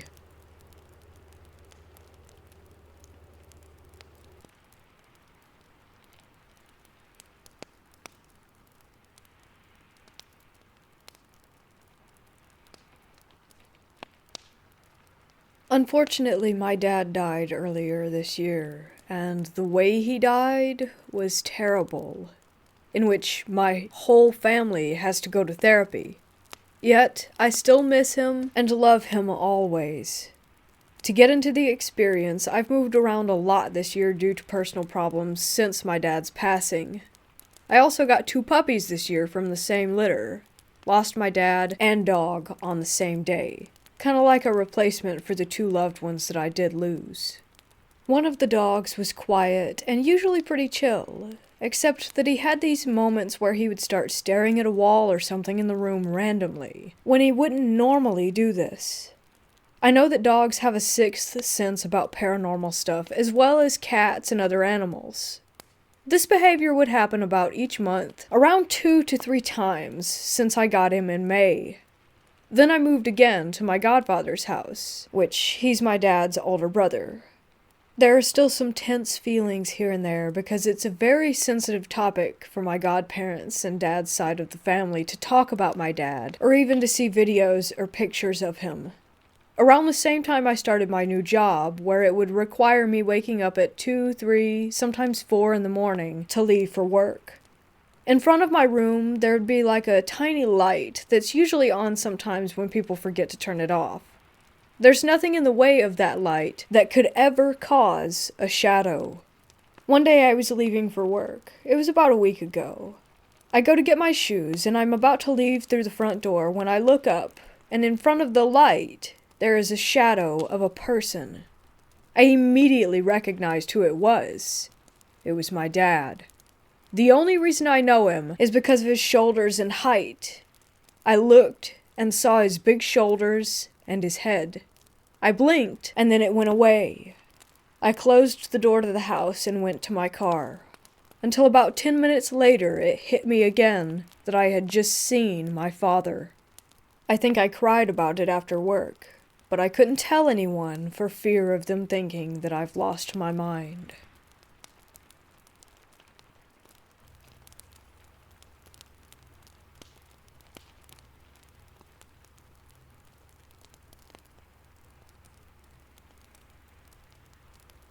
I recently had an experience that I'm just not sure about. I tried explaining it to my sister, and I can't even begin to put into words everything that happened and how I felt. So recently I went on a bit of a road trip and visited a bunch of places in the Southwest, Utah and Colorado, Arizona, and Southern California. I stopped at a park in Colorado that I hadn't initially planned on going to, but had never been to, a place well known for its Native American history. It was absolutely beautiful. Honestly, it was amazing and humbling to see the history of the people there. It made me realize that there was so much more about American history than the rather Eurocentric view of colonialism that I was taught. Anyways, like I said, it was amazing. Given that this was November and very off-season, half the park was inaccessible and attendance was minimal. There were other people, but overall it was very quiet. I had been viewing some building ruins atop the mesa, one huge multi-room building, and not that far away another large building with a very large kiva in the middle, and on the southern side of the building, number 2, was a solstice carving on the wall. I was walking around the smaller solstice building, as there was a couple walking around the large building, and I enjoyed the quietness of being alone. And when I went to the large building, they went to the solstice building, and then they left and I was going back to the solstice building to get some more pics of the solstice marker. I was now alone. It's hard to describe exactly what I felt and how everything went down, but I'll try. It was a pretty nice day, temperature in the upper mid-50s. I'm from the Midwest, so that's still short weather to me. Some light small clouds, but not many, pleasant breeze, and a few birds chirping away, and more than a few chipmunks all over the place. As I walked around the solstice building, everything just became still. Like the wind stopped, the animals went silent and disappeared. It was just weird. There was a large, darkish cloud that came kind of out of nowhere and just hung there. There was a weird heaviness all over. And then there was this smell like what I thought was just a dead animal. Like that sickly sweet smell of rotting meat. I assumed that there was just a dead deer or rabbit or something nearby that the wind had been blowing the smell away, but the wind was gone and everything was just still and heavy. As I reached the solstice marker wall, I noticed that on top of the wall, mind you, the walls are only 2 foot high or so, there was a piece of pottery. I swear that this pottery had not been there before, and it wasn't there in any of my first set of pictures looking back. It was a large, broken piece, but now that I think back, it was really clean. The blacks and the whites were incredibly clear. I went and picked it up to get a closer look, and it was really beautiful. A kind of stair pattern and then an angled set of lines. It was really pretty, but it felt off, oddly heavy for its size. I wanted to keep it, and I wanted to take it, and just kept staring at it for what felt like, God, it's so hard to describe how I felt, but the time stood still, and all I wanted was this pottery. Even now, thinking about it, I still get this weird, longing for it. As I held it, everything was just silent and heavy, and that smell was just so strong. But suddenly, there was this huge raven out of nowhere. Legit, it was on the wall 5 feet away from me, and it was the largest bird that I had ever seen in the wild. This huge raven just cawed and flapped its wings, and I kind of snapped back to reality. Honestly, it was bigger than a friggin' condor. Its body was easily 3 foot tall, and its wingspan was just massive. I put the pottery piece down on the wall, back where I picked it up from, and just looked at this bird, and the bird just looked back at me, and I turned and walked away. Just like that, the dark clouds blew off, and the wind returned, and there were other birds chirping, and the smell disappeared. Actually, the smell all but vanished when the giant raven appeared. I got about 10 feet away from where I had been standing, just around the corner of the solstice ruins, and I turned around to see the raven, and it was gone. I didn't hear it flap its wings to fly away, and I didn't see anything in the sky, not even a shadow on the ground. It was just gone, and so was the piece of pottery. It was no longer on the wall. I went back to my car and headed back to the visitor center, as besides being totally weirded out over what had happened, it was getting late in the day and I had a fair bit of driving to do to get to my next stop down in Arizona. I had a good 35 minutes drive back to the park entrance to reflect on what had happened and how strange I had felt. Honestly, I felt like I had downed a bunch of Benadryl. I was so foggy until the raven showed up. Even now, I just really can't explain everything that I felt. When I got to the visitor center, I was the only person in the visitor center proper besides the employees, and one guy was just leaving as I entered. In the gift shop, I was getting a mug. I get a mug from each park I visit, and was talking to the park ranger and the cashier, who was an older American Indian woman, about how awesome that the park was, and how I wished that I had learned more about these cultures in school, etc. when I told them about the piece of pottery. I also said something like, "Oh yeah, up at the far view sites, there's a dead animal too. When the wind dies down, you can smell it." And the park ranger and the cashier quickly looked at each other, and then back to me. The cashier asked me if the smell had come before the piece of pottery, and I said yeah, that the wind had stopped and that the animals were all quiet, and I basically told them everything I said above, minus the intense urge to steal the piece of pottery, and they just looked at each other a few times and kept quiet, except when I told them about this huge raven and how it appeared. The cashier let out a gasp. When I finished my story, they had a few questions about the timing of things, how long everything lasted, and in what order everything had happened, and they asked me to describe the pottery and stuff, and all of a sudden the cashier said, "Would you like some tea?" I love tea and was like, "Yeah, actually that sounds wonderful, thank you," and she went and got some. The ranger and I walked back towards the employee break room down the hall past the artifact restoration exhibit, and she asked where I was and what I knew about the area, and I told her about how truly minimal my knowledge was about the native cultures, even those closer to my Midwestern home. When the cashier returned, she handed me a cup of sage tea, and she asked if I was honest about what had happened. I was really confused, and said yeah, and she told me to drink. The tea kind of tasted like a no-salt vegetable stock. I wished then that I had had some honey and lemon. Then they told me about what they think that I had been near. Apparently they hear a few different stories concerning skinwalker activity throughout the year, but none where someone sees the raven, and that's why they're telling me this. The cashier proceeded to tell me a bit about skinwalkers and how sometimes they curse objects to lure unsuspecting people in. She also said that the fact that the raven had appeared and removed whatever enchantments that I felt was very important, that someone greater than us was watching out for me at that moment, because even though skinwalkers can choose many different animal forms, they would never appear as a raven due to the spiritual importance of these birds. She said that if the raven appeared to me, they could share certain information with me that they would never share with anyone. She told me that the sage would help cleanse me of any remnants of the skinwalker's tricks, and suggested that I see a shaman. I had already finished the cup of tea and was getting a little freaked out, but oddly felt more calm after hearing her speak, and I thanked them and left. I tried not to run to my car, but walked very quickly and got out of there. That night, and a night or two later, I had some very vivid dreams, but I can't remember anything of them, which is odd. I usually remember my dreams when I wake up, at least long enough to write them down. But these dreams, even though they woke me up, I couldn't recall them.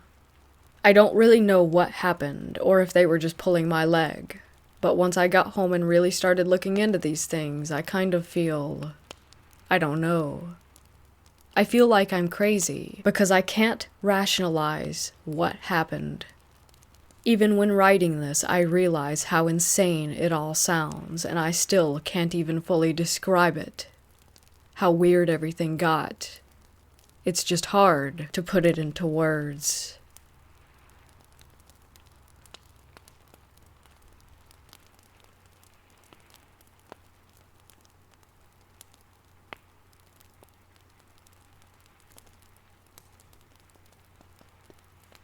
For some background on the house, it was built around 1650 near Oxford, England. My parents are well off, so it's pretty nice. Big, but not excessive, in a small village, and it's right next to a graveyard. As in, we have an outbuilding, which is an old blacksmith's forge, that literally sits on top of the graveyard, and our garden lowers compared to the graveyard wall because the place is so full of bodies. It was originally one house, then split to 3 with a small cottage, then to 2 houses, and I live in the slightly bigger of them. The house has been a pub, too. We still have a door from when it was. The land dates way back. We have 2 Roman wells on the property, one covered by the patio and one that's full of earth in the garden, which had Roman artifacts surrounding it that had been put there by some old residents. It is really ancient, so it makes sense that it's haunted, right? My family moved in February of 2015. My dad, my mom, my older sister, and me. We had no idea of any of the shit in this house at this point. At first, there were just some weird vibes. We heard some strange noises, some doors closing on their own, but nothing to freak out about. Apart from in the section of the house where no one slept in. Our then spare room in a small upstairs wing of the house. Our printer was kept down there, and whenever my mom sent me to get printouts, I would always sprint away as fast as I could out of fear. I used to cry and protest about going down there because it felt so terrible. There was just a thick air of terror. We actually got the village priest in to bless it about a year later. I went to a Christian school, and my mom thought that it would put me at ease. Instantly, all bad stopped down that side of the house, and my sister suddenly moved rooms down to it, and her old room became our spare room, and instantly got that same thick, heavy air. A few months in, maybe April, my mom had a weird experience of the corner of the duvet being tugged on, and then a creature crawling up her back. It wasn't sleep paralysis, as she had had that before, and she could move. It was heavy, crawling up her back like a person, and it got to her head and disappeared. A lady came round. She heard the house got new owners. She had lived there in the 1970s, and told my mom that she had had the exact same experience of the tugging and the crawling, and also that her piano played itself, among a few other weird experiences, before my mom mentioned anything about what she had experienced. And my mom's heart sank. She didn't tell me anything, until a few weeks later when I came to her in tears, saying that I had seen a shape walk into the room and then disappear, and have something tug at the duvet and walk up the front of my body, and that it was definitely not sleep paralysis. That's 3 people having the same experience, give or take how the person is laying, without communicating it. Odd. I can't explain the feeling. By this point, we were all aware of some weird stuff. We found chicken bones in the roof of our cellar, which is way older than the rest of the house, possibly like 1500s. We had doors slamming. We had footsteps. But then, my dad had an experience. He has never believed in ghosts. He's lived in old houses for a long time. He's had family friends have terrible experiences with the paranormal. He grew up Catholic, and he didn't believe anything up until about January of 2016. My mother, sister, and me were all in the kitchen, and he was walking past the spare room and heard shuffling coming from inside. He shouted my mom's name, asking if it were her, and a deep, gravelly voice replied, "Try again." He ran down the stairs, white as a sheet. At this point, it was 2017, everyone had been through something in the house. Shapes would walk by, disembodied footsteps roamed around at night. We had objects moving, watchful eyes on your back, chairs moving, inexplicably cold rooms. Pretty typical things for a haunted house that were happening basically on the reg. Also at this point, I made some new friends and started inviting them around.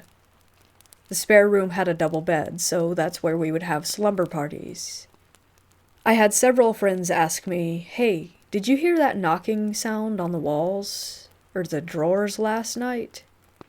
Every time they came over, all of them left with very similar accounts. I would then relay my stories and watch them turn pale. It was fun for me, probably not for them. I had some friends over again, and we made a point of shutting the door to see if it would open, and it did. We all had trouble sleeping that night. In 2018, I had a German student exchange at school, and my exchange partner slept in the spare room. On the last night of her stay, I had something knock on the slats underneath my bed. It woke me up, but I fell asleep again, and it woke me up again a few minutes later, and knocked while I was awake. I left the room and told whatever it was to get out, and it did. I slept fine for the rest of the night. It did not like that the German girl was in the spare room. Around this time, our next-door neighbors walked up to us one day and asked if we had had our house exorcised because of how terrible things were for them. Heavy footsteps would stomp around their house. They heard the disembodied crying of children and playing their glockenspiel in the middle of the night.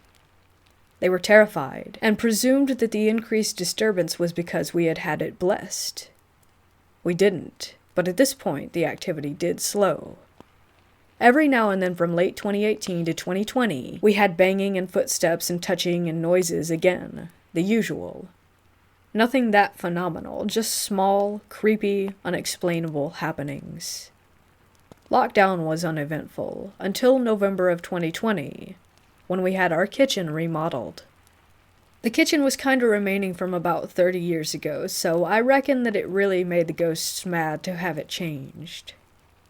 They were mostly fine with us in the house now. They knew us. We had lived there 5 years after all. But our builder they hated. He worked during the day when me and my sister were at school, my dad at work, and my mom, who works from home, would run errands. One day he asked my mom if someone else lived with us. She said no, and asked why, and he said that he had heard footsteps in my room above the kitchen, and doors slamming, and voices and noises during the day that started from the moment that we were all out of the house. He also heard footsteps walk into the kitchen and stand behind him, thinking that it was my mother and striking up the conversation, but realizing that she was out of the house when she didn't reply, and that there was nothing there. Several times he thought someone was there with him, and heard them move and breathe when they weren't. He's a 6'2" burly, muscular firefighter, and he also felt a larger person, bearing in mind everyone in my house is 5'6" to 5'8", and we always hit our heads walking around. Leaning over him and looking over his shoulder, feeling them in his space. You know when someone stands next to you, and there being nothing there. Seeing this giant petrified was quite funny in all honesty, but also very strange. This brings us to present day. Yesterday, I was going to go with my mom to go shopping. I thought her car had started, so I ran into the spare room to look out the window in the driveway to see her car, and she hadn't. I shrugged it off and kept looking out for a couple seconds, when I heard shuffling and breathing behind me. I spun around, and on the other side of the double bed was a kid. A young boy, maybe about 6. He was staring at me. He was pale, dark-haired, and dirty. He looked sick, malnourished. He didn't feel scary or mean. He just felt sad, and the room was freezing. I would have thought that he was a real kid if he didn't look so out of place. We looked at each other for what felt like a lifetime, but was really only about 3 seconds. And I sprinted out of the room and yelled for my mom. I relayed the story to my parents, and they were horrified. My dad went to look and saw nothing. My mom went upstairs and said there was the same thick, heavy air throughout the whole upstairs area. It's almost like a portal opens up and the house feels so unnaturally wrong and hostile. It's unlike anything I've ever felt before in my life. Seeing it was easily the most scared that I've ever been. It reminds me of when my neighbors said that they had heard children. I'm an atheist, but I slept with a crucifix next to me last night, not taking any chances.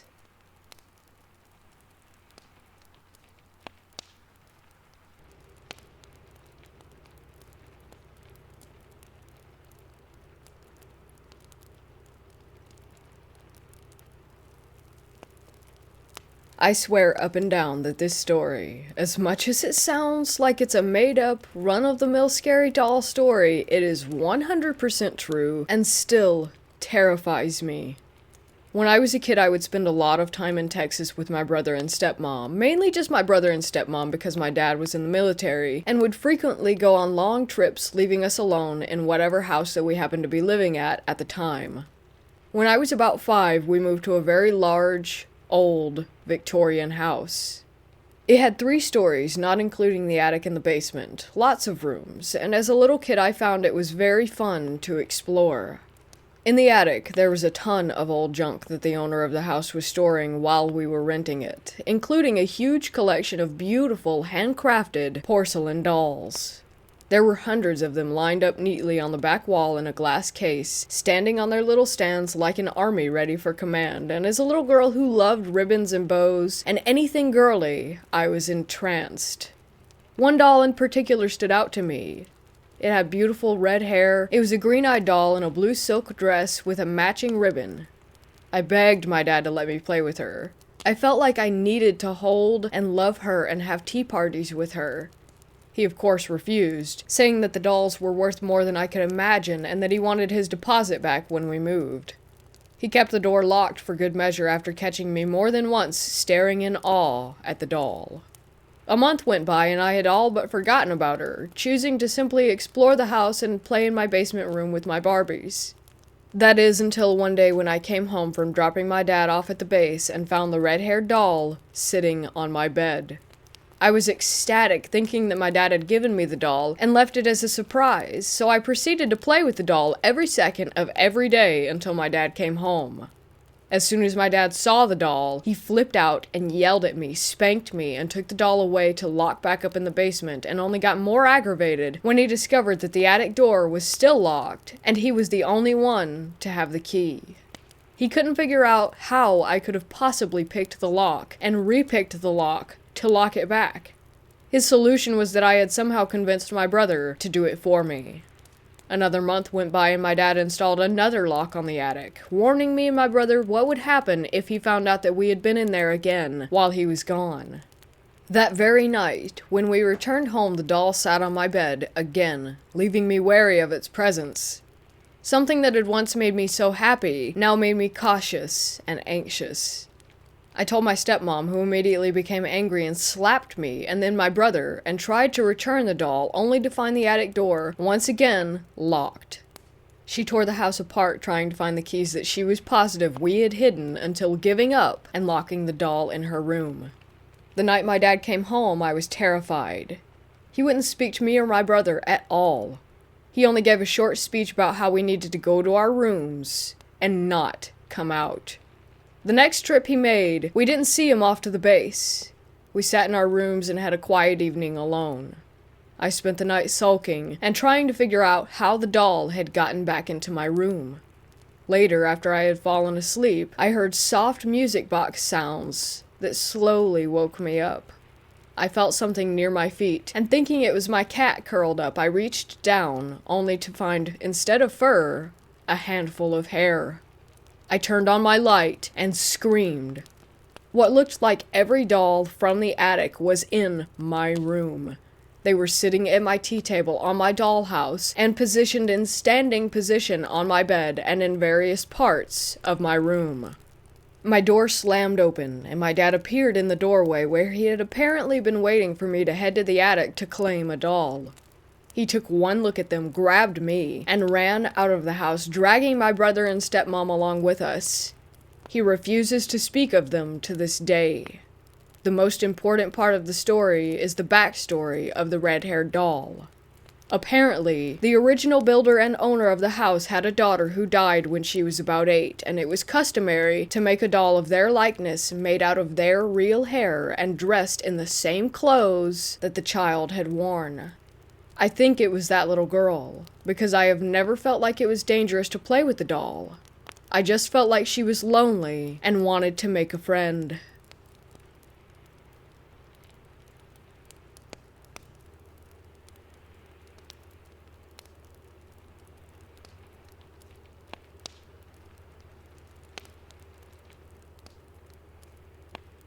A few years ago, a friend and I took a road trip across country. We stopped at an out-of-the-way place in Wyoming late at night. As soon as we rolled up, we both felt as if it were haunted, but really needed to sleep, so we checked in and put anything paranormal out of our minds. The place was very run down. We had 2 beds in our room. Mine was closest to the door and window with a nightstand in between us. Also, we each had a little lamp above our beds. I laid down, clicked off my lamp, and was facing the window.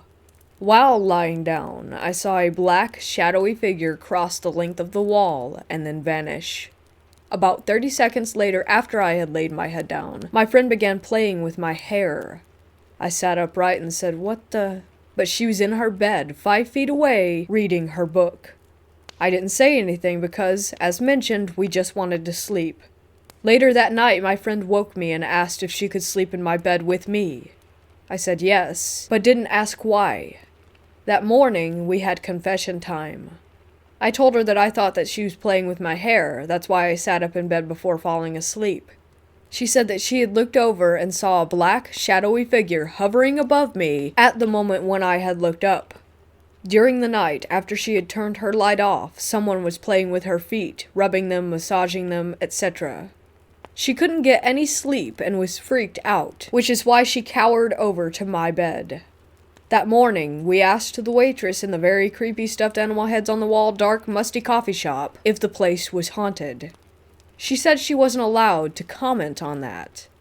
We pressured her to tell us the history of the place. She told us that the hotel used to be POW bunkers, where the Chinese had been held or something like that, around World War II. Anyway, I've wanted to go back for a while, and I'm wondering, have any of you had similar experiences?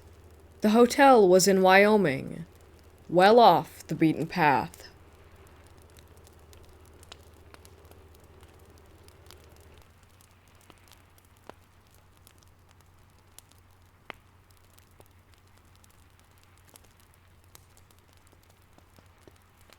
Rock Island is a state park located on Lake Michigan at the tip of Door County, Wisconsin. It's a difficult place to get to.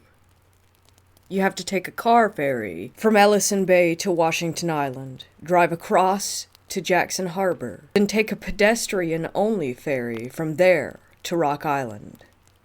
No vehicles or bikes are allowed there. Though the island is relatively small, about 975 acres, it has a rather interesting history. In the early 1600s, it was inhabited by a tribe of Native Americans, as well as a small fishing village of European settlers. The 2 groups didn't trust each other and did have a few bad encounters that nearly led to violence, but for the most part, they coexisted peacefully. By the 1640s, the Native Americans had migrated to other parts of Wisconsin.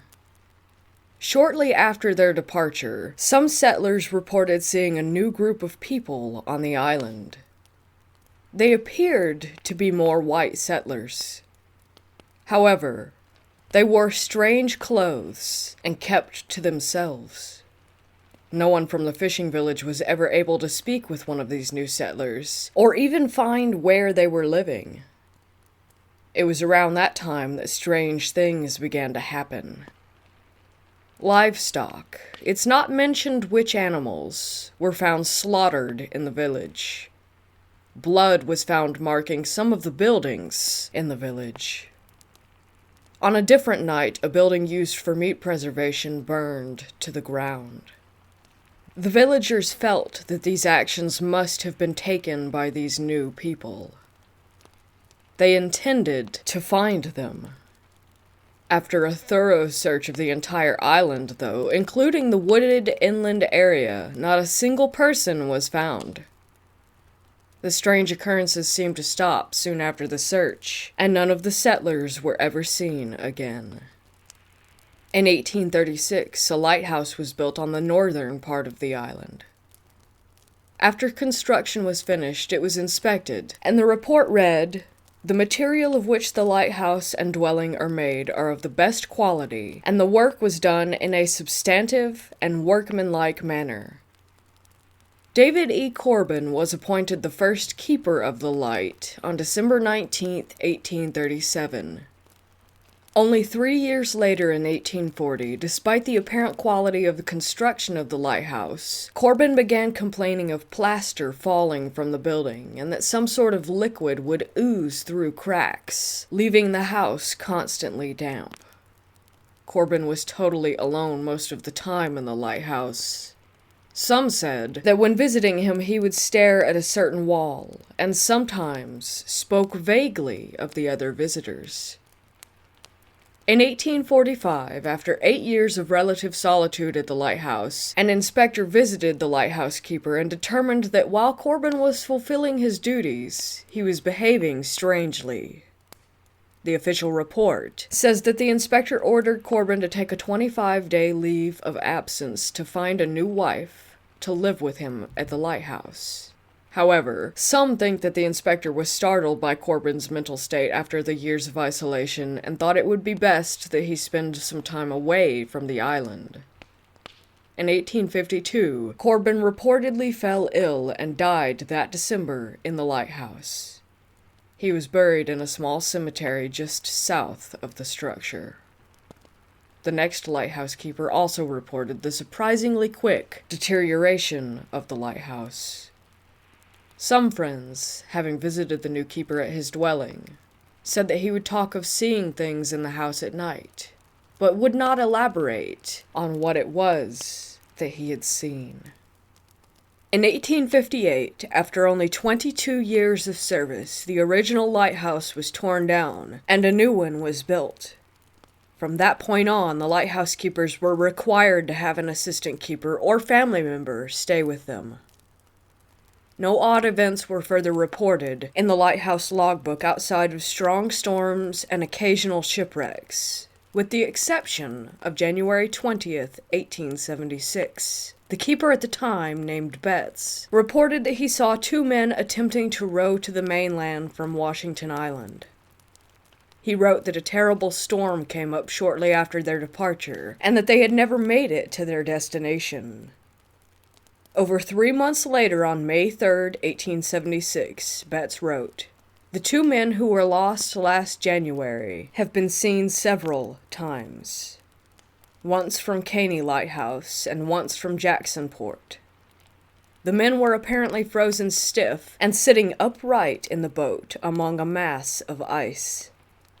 At last account, they were still adrift. There is not much hope that they will be found and buried." By 1900, most of the island's inhabitants left for better fishing areas.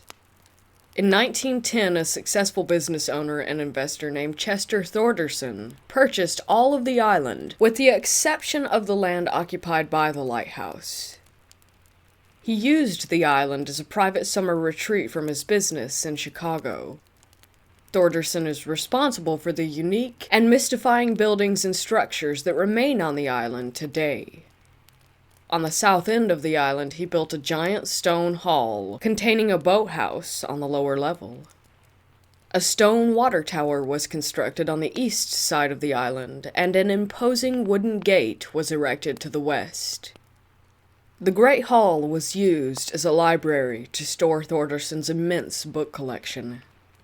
He owned over 11,000 books, and it's rumored that his collection included some very rare volumes on the occult. Thorderson died of heart failure on January 6, 1945, and some have speculated that he actually saw something which scared him to death.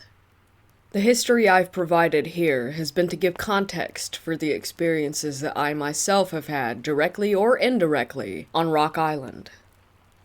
In August of 2021, I took my first and last trip there.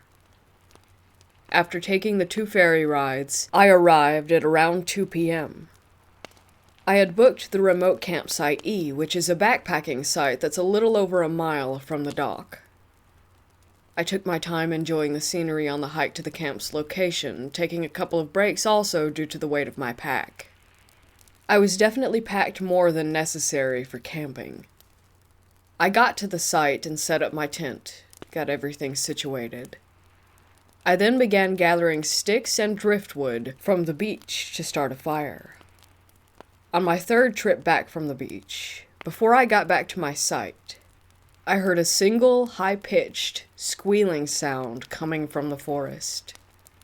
It wasn't close, but it was so unusual that I stopped in my tracks, waiting and listening to see if it would happen again. It didn't, so I continued my trek back. When I returned, I started working on getting the fire going. The remote camping sites on Rock Island are pretty well spaced out. Sites C, D, and E are grouped together, but there's probably 100 yards between each one. There's no real trail connecting the 3 sites directly, but enough people have walked along the ridge between them to have made an obvious path. As I was setting up sticks in my fire ring, something caught my eye, and I looked up. A fair distance away, it could have been at Site D or a bit further, there was a person running in my direction. My first thought was, well, that's odd, because like I said, it wasn't even really a trail that they were on. Then my mind went to, there must be something wrong, that this person must need my help. They got a little closer, and it looked like maybe it was a woman in loose gray clothes, maybe wearing a hoodie. It was still too far away for me to be able to make out any real details. I quickly rose from the crouching position that I was in, and just as I did, I heard that high-pitched noise again. It was behind me, and it was much closer this time. This startled me quite a bit, so I turned around to look behind me. I scanned the trees for a couple seconds, but didn't see or hear anything. I turned back around, thinking that the running person must be getting close, but now they were gone. Again, I stood there and scanned the trees. They were nowhere to be seen. I was so confused that I stood frozen there for a few moments. It was all very weird, but I was able to reason it out in my head that it must have been a fellow camper from Site C or D who had been running for the pit toilet located a couple 100 yards west of the sites. I tried to forget about it, but it was really bothering me. I did not like whatever that noise was, and I just felt really off about the entire thing. After some effort, I let it go and got my campfire going. I ate a quick meal and drank a few beers, then decided to go for a little walk. I hadn't been to Sites C or D yet, so I thought that I would check them out, see if I did have some neighbors camping close by. Site D was empty. I did see the path that led from the site to the main trail and pit toilet, so that made me feel a little less uneasy. I figured it was maybe someone from Site C who took a wrong turn and wound up taking the long way around by going through Site D to get to the main trail. It didn't make a ton of sense, because I probably still should have seen them, but it still made me feel a little bit better. I continued on to Site C and saw that there was a tent set up. I really didn't want to bother anyone, but I thought I would go over with the excuse that I would introduce myself as their camping neighbor, and see if anyone looked like they might have been the runner from before. I came up to the site and saw a couple sitting at a picnic table. Neither of them appeared to be the person that I had seen. We went through our social formalities, introducing ourselves to each other. They were probably in their mid-30s, both very nice and both very drunk, but quiet drunk. I didn't ask about the runner or the noises. I thought it might be weird. I wished them a good night and walked back to my tent. When I got there, I smoked a cigar and had a few more drinks. It was getting dark. It started out as a perfect night. The sky was clear, and I just hung out looking up at the millions of stars hovering above. I felt calmer about everything and decided to get some sleep. It had been a long day, so I passed out almost instantly. At nearly 2:30 a.m., I was awoken by a huge boom of thunder. The sky had begun pouring rain. The wind picked up, and the temperature dropped. I love camping in the rain, but I do not love camping in a lightning storm. I was beginning to worry. The wind was whipping around my tent, and the ground shook from the thunder and lightning. I didn't feel great about being out there in a tent, so exposed. The storm only lasted for another hour, though, before it turned into a light, steady drizzle, and I was beginning to doze off. Just as I was nearly asleep, though, I heard the squealing noise, yet again. I opened my eyes wide and lay there silent in the dark. Then came another noise, this time much closer. I knew there were no really dangerous animals on Rock Island. There are deer, porcupine, but nothing like bear or wolves.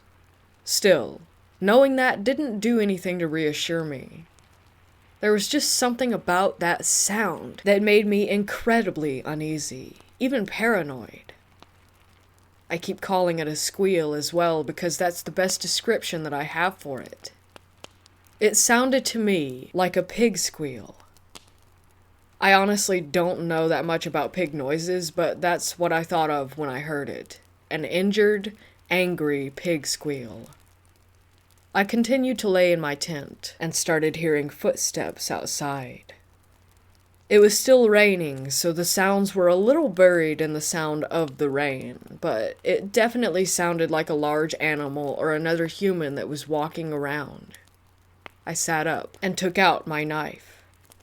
In my head, I kept telling myself that it was fine, that there was nothing in those woods that could hurt me. I listened as the footsteps started moving away.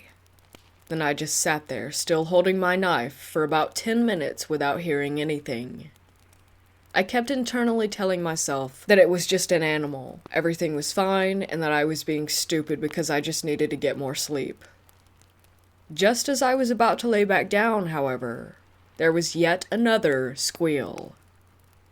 This one was very loud and very close, as in right outside my tent. It felt as though my heart just stopped then and there, and a shiver went down my spine. My heart beat so hard that I felt my pulse through my entire body and could hear the blood rushing in my ears. It took everything in me to force the words, "Get out of here," from my mouth. I didn't shout, but tried to be as stern and mean-sounding as I could in the moment. I didn't hear any more footsteps or squeals that night, but I also couldn't sleep. I just laid there in the tent until eventually the rain stopped and the sun rose into the sky. All the time I kept reassuring myself and at the same time telling myself that I had to be being stupid. It had to be just an animal.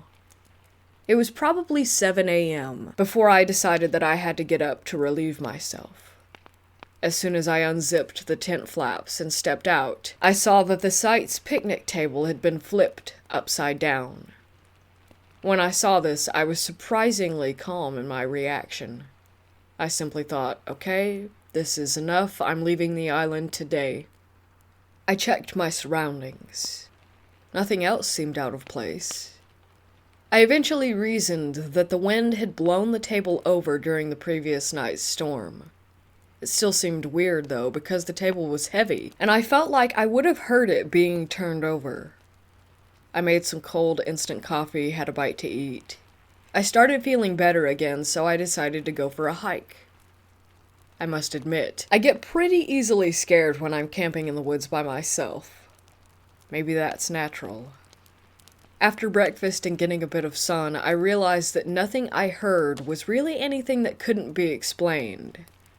Other than not getting a good night's sleep, I was having a pretty good time. The reason I came to the island in the first place was to hike the 7-mile Thorderson's Loop Trail. It has a lot of interesting things to see, and I was excited to get going. I packed a few things in my backpack and started off. Fairly close to my site was the water tower. I have no idea how it originally worked, or why it had to be a tower, but it's an impressive building with a fireplace that looked as though it had been used recently. A bit further down the trail was a cemetery. It's known that 2 sisters and a few others are buried there, but it's also believed that there are more unmarked graves. They were likely some of the settlers from the old fishing village. The island has 3 cemeteries. One is by the beach, and that's where Chester Thorderson is buried. One is on the eastern part of the island, where the 2 sisters are buried. And one is on the northern part of the island, where the original lighthouse keeper David E. Corbin is buried. There's also at least one Native American burial ground on the island. However, no one knows exactly where it is. I kept walking until I came to a nice scenic overlook area with a bench where I sat down and drank some water.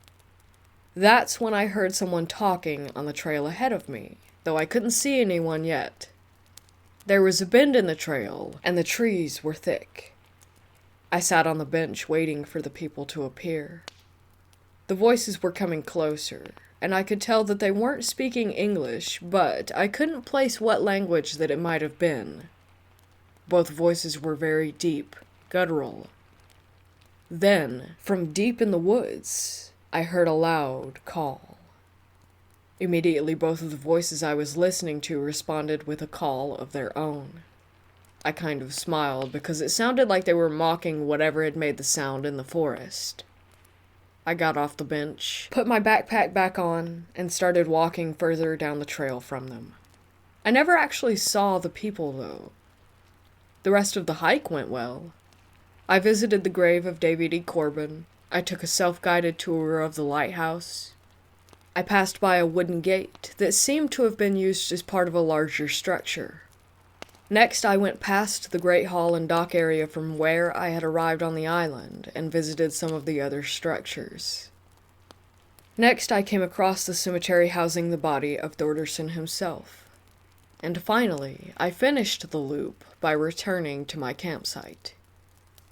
It was a very nice hike, with a lot to see, and it wasn't especially difficult, but still, I was tired.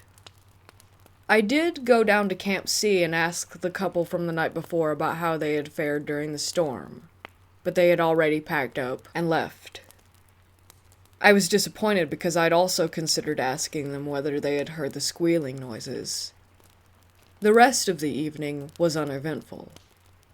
I built a fire, made a meal, had a cigar and some drinks. As soon as it got dark, I was ready for bed, especially after having had so little sleep the night before. I got inside my tent and quickly faded out of consciousness. I might have been asleep for about 3 hours when I woke up suddenly, instantly alert. Nothing that I was aware of had caused me to wake up, but I felt that something was wrong. I sat up, and this part of what happened is difficult to explain.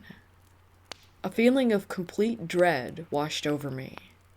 It was unlike anything I had ever experienced. It was as if something or someone was inside that tent with me, and I could feel its anger, its seething rage, its hatred of me.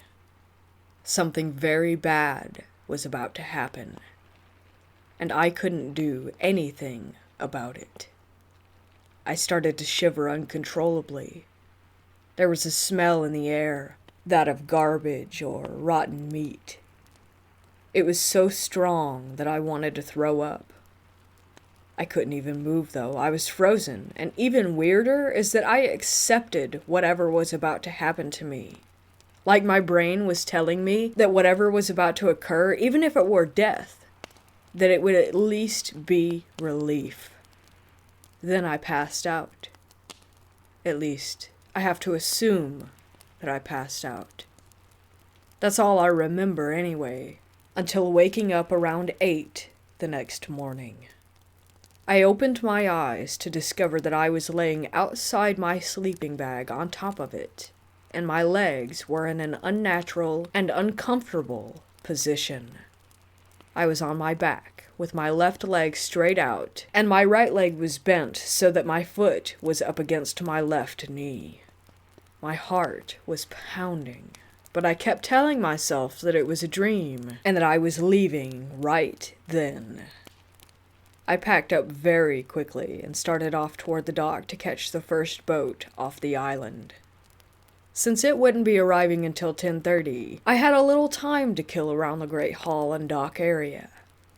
I wanted to get away from that place badly, but I did feel a smidge better just being out of the woods where I could see other people. I sat down on a bench, a little to the east of the dock, and lit a cigar, just giving myself something to do while trying not to think of the night before. I was sitting a few minutes, scanning out over the water, when I was startled by someone saying, "Hi!" I jumped and was embarrassed when the person came around apologizing, saying that they were just wanting to ask whether I had a lighter. I felt like an idiot, and told him that it was fine, that I just hadn't had much sleep. I tossed him my lighter and he lit a cigarette, then gave it back, and we began chit-chatting about the usual things that you would discuss with strangers. Where we were both from, the weather, and so on. It was a nice, normal conversation, and he seemed like a pretty nice guy. Naturally, in the course of our talking, he asked about which campsite that I had stayed at. I told him, and in response he explained that whenever he books a site, he comes to the island and chooses whichever spot that he wants, because the site requires the stay to be booked, but that you can actually camp wherever you want to because it isn't monitored. He told me that he comes to the island a few times a year, and that once he found a small log house in the woods. That his plan was to attempt and find that location again and camp inside the cabin. After my personal experience with only one time camping on the island under my belt, I kind of wanted to change the subject, to be honest.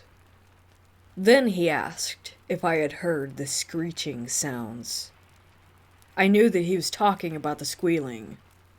I told him that I had, and asked if he knew what it was.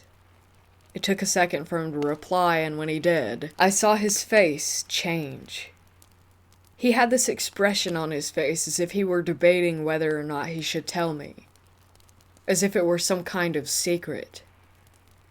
Then, in a calm and matter-of-fact manner, he told me, "A demon lives on this island." Under any other circumstance, I would have laughed him all the way back to the mainland. Not after what I had heard and felt, though. He looked at me and must have sensed my anxiety and fear, because he gave a quick laugh, asking me if I had seen anything at night. I told him that I hadn't, and he stared at me like he was trying to solve a puzzle. I felt like he could tell that I was lying, that I had, in fact, experienced something. At this point, I was officially ready for the conversation to be over. Then he told me that he had seen something in the cemetery in the dark. His face and mood changed again, like he was now trying to confide in me. I didn't want to ask what had happened, but I knew that he wanted me to, so I did, and when I spoke, my voice came out shaky. I could tell he changed his mind then about sharing with me. He actually looked at me with empathy instead, and told me that it was hard for him to explain. That if I was afraid of the screeching noises, though, that I probably shouldn't go near the cemeteries. I didn't respond right away, and then he said these 4 words completely without context or explanation. Keepers of the flame. I looked down at my cigar, ashed it, and put it out, and told him that I was going to wait by the dock for the ferry. He nodded, and I started walking away. After a few steps, he called out to me, and I turned to look at him. "Don't come back here," he said. I turned back, continuing to walk away from him. I don't know if his words were a friendly suggestion or a warning, but I took them to heart. I am definitely not going back to Rock Island. When I got home, I looked up Keepers of the Flame as it pertained to Rock Island. I found 3 things the mysterious stranger could have been referring to. The name of the Native American tribe who once lived on the island could be translated to Keepers of the Flame. The lighthouse keepers on the island were also referred to as Keepers of the Flame. And then, there was a 19th century cult said to visit the island from time to time, who called themselves the Keepers of the Flame. I know hundreds of people visit Rock Island every year and have a great time camping, hiking the trails, and exploring the buildings. I can only say that in my humble opinion, if you've never paid the island a visit, stay away.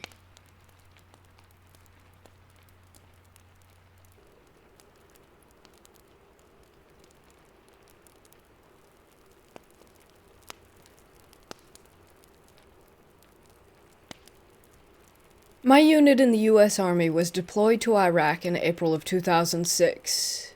We were in Ramadi. It was 123 kilometers or 77 miles outside of Baghdad. I was in a Humvee headed to Baghdad for emergency leave due to a death in my family. It was close to midnight and the Humvee I was in was with 3 others and a turret gunner. The 2 other Humvees had the same 5 total people, 1 in front, 1 in back. I was without a weapon due to my leave. The Humvee in front stopped hard. We all figured it was a possible IED or VBIED. The team leader in our HV radioed to the lead HV. The convo went along these lines. "What's up? Why did you stop?" "Something flew in front of the HV." "What? Flew in front of the HV?" "Yes. We didn't see anything." And then the third HV piped in, "Does anyone hear that helo?" HV1 replied, "Yes." HV2, our HV, "Yes, but I don't see it." Just then, in the desert off the highway, was a black figure. It looked like a huge bird. It was like smoke was emitting from it, like a blackish, greenish smoke with a bit of blue tinge. We all focused our eyes to the 2 troops with better night vision. They could see something but couldn't make out what it was, as the smoke was distorting the view. Within a second or two, a rock was thrown at one of the HVs. A big rock, like the size of someone's head. We all froze. Because of rules of engagement, we weren't allowed to just light it up. We used a spotlight, and in that light, something just flew straight up, and it was loud. And then we heard a loud screeching noise as well. Within a minute or 2, it was over. We all sat there in a state of shock, curiosity, and panic. WTF was that? When we got to Baghdad, the translator that they were picking up to bring to the Marines that were with us said that it sounded like an ifrit. The team leader said, "What?" He explained to us that it was a winged jinn. We were all a bit speechless. We chose not to disclose to our command the winged thing, as battle fatigue, now known as PTSD, was a career killer at this juncture. It's been 13 years since this happened, and I met my now husband in 2015, and he had also been deployed to Ramadi with my sister unit at the time, and he had went through this particular stretch of highway on his mid-deployment leave. He recounted a similar story to me. It was enough to stop me in my tracks. It was pretty close to mine, except that they didn't stop, they just boogied on through. Considering the time we were there was very deadly, including an aid station manned by soldiers that was ambushed and blown to bits. I was a medic, so death was my norm. I still can't wrap my mind around it. And now, apparently, the last 2 places I lived in, something has followed us.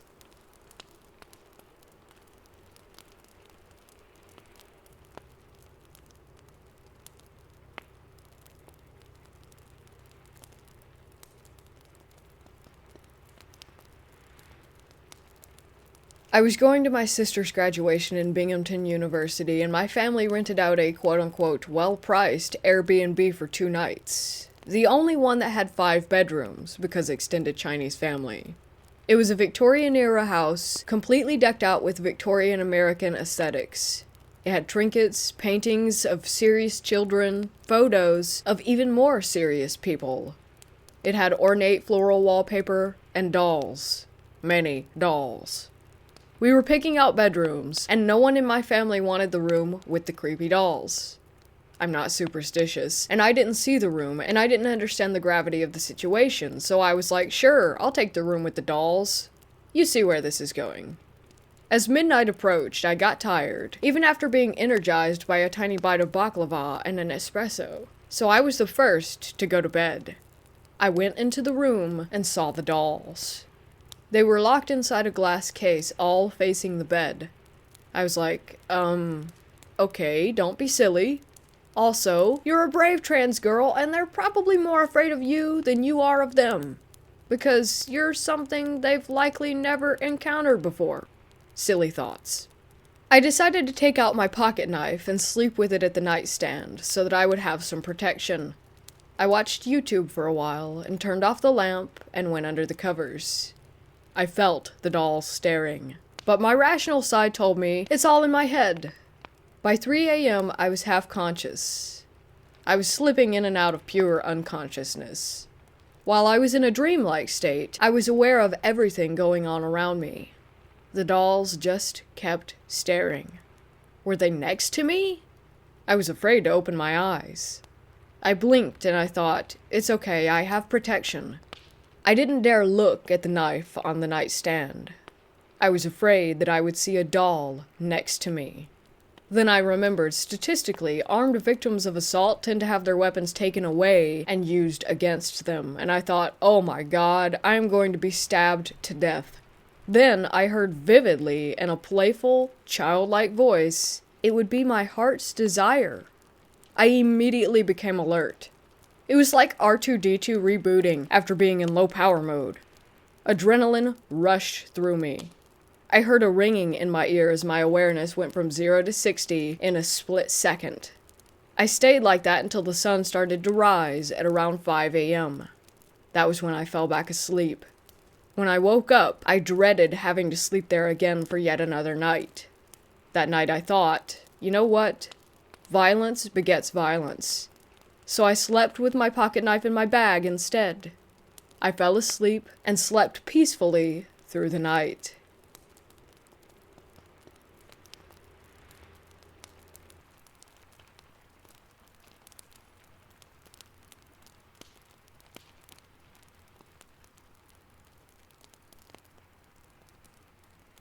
About 2 years ago, I visited the Auschwitz concentration camp with my parents. At one point, I separated from them because they are always slow while sightseeing. I entered the room that I later found out was used for torturing prisoners. Generally, throughout Auschwitz, I was feeling an overwhelming sadness, but I felt really strange in there. Sadness, helplessness, and apathy all mixed together. Then I heard a woman's voice singing. I was alone, and there were no speakers. I left this room and immediately stopped hearing that voice. When I returned to the room, the singing started up again, and I was still alone. I stayed there feeling an overwhelming sadness still, until my mother joined me. Then the singing stopped altogether. Unfortunately, I don't recall what she was singing about, just that the song and the whole vibe of the place carried this incredible, intense melancholy.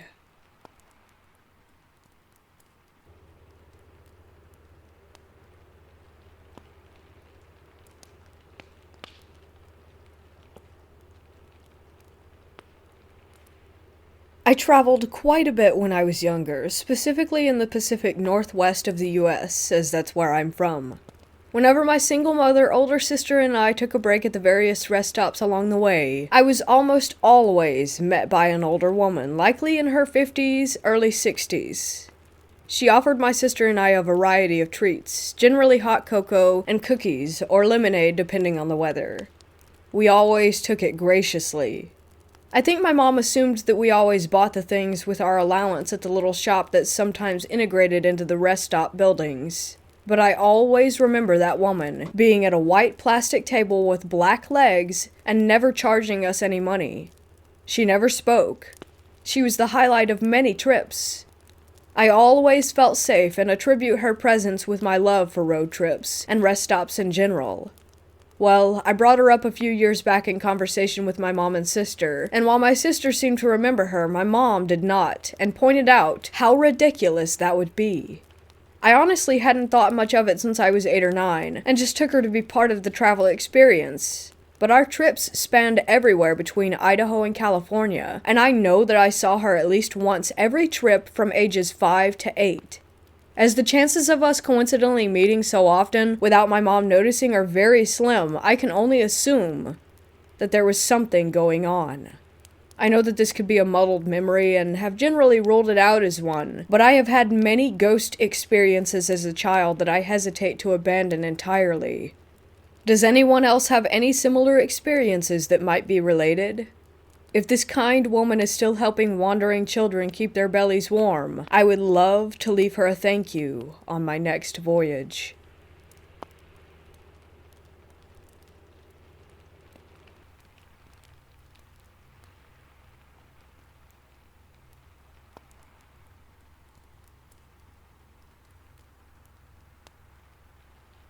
I work for a nonprofit that helps mentally and physically disabled people live fulfilling lives. J and C are brothers. I work for the same company as C, but at a different house. There are several houses around the city and bordering area. He works at the houses that only house children, 4 of them, I believe. His story begins on a graveyard shift which he was working with one coworker, a middle-aged woman. The house has alarms on the doors and windows which are alarmed during the night to let them know if any kids try to leave when they shouldn't.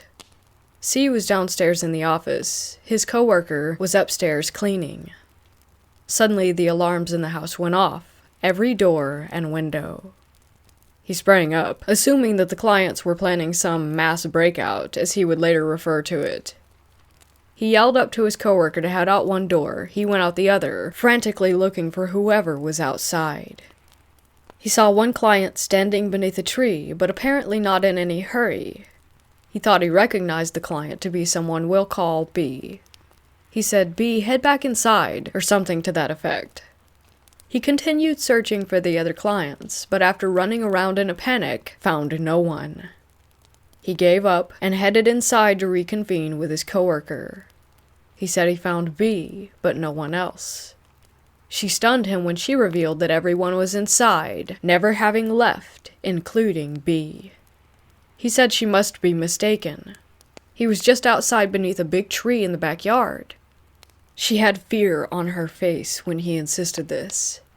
She explained how what he saw was in fact what staff of that house referred to as white dress, a ghostly woman wearing all white that seems to reside on the property and is often seen under that tree. Needless to say, he was surprised and confused, and definitely creeped out, but the story doesn't end there. Sometime later, a client from another home whom C was very close to sadly died.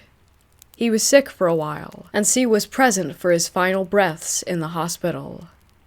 He was wheelchair-bound when he was alive, and later a client at the white dress home needed a wheelchair temporarily while recovering from a slip and fall accident.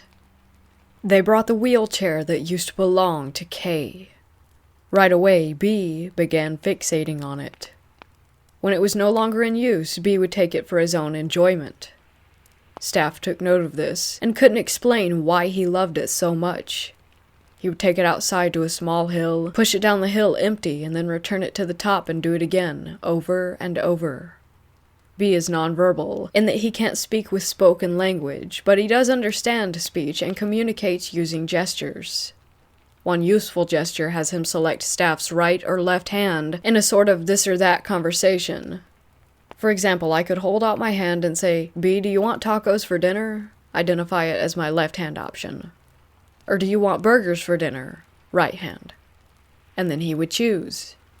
He also had a tic, where he would hold his palm up to his face very close and sort of mumble into it. This is actually what C thought he saw when white dress was under the tree. He thought B was there, and that he was doing that. This is important because B would often do this gesture when he played with the wheelchair.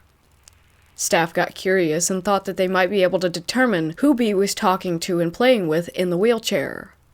They posed a sequence of this or that questions with fake names. B, who's in the wheelchair? Is it Michael or Emily? No response. Is it James or Samuel? No response. Is it Stephanie or Teresa? Again, no response. They did this a few times before inserting the real name. Is it Kay or Jen? Right away, he selected the correct hand.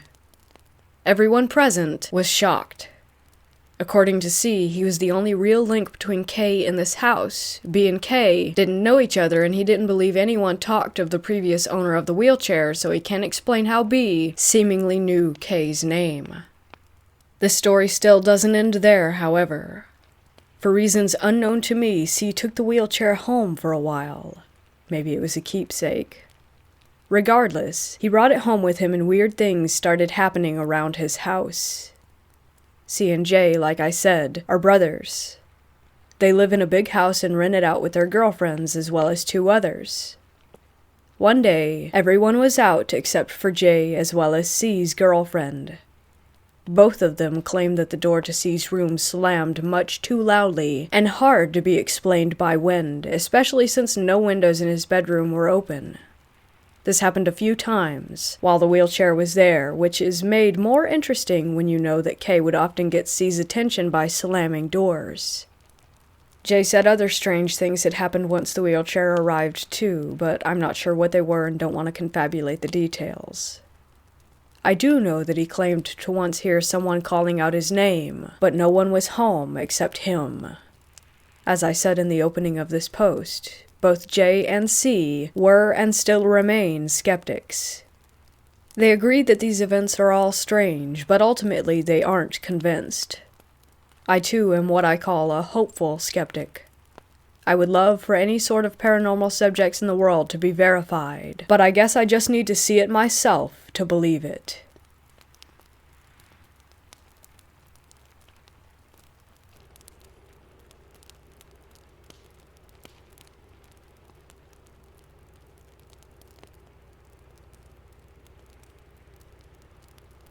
I'll just start with some history on the doll. Was told this by the previous owner. She was bought in Monroe, Connecticut, about 30-ish minutes away from the Warrens Occult Museum at a second-hand store. The owner who bought it felt like something was wrong with it and would often wake up with scratches and have nightmares every night. So she gave it to a friend to sell it on eBay, the man I purchased it from. The man selling it had a few stories, like one for instance where he had family coming over, so he hides the doll in an upstairs closet so his niece doesn't see it.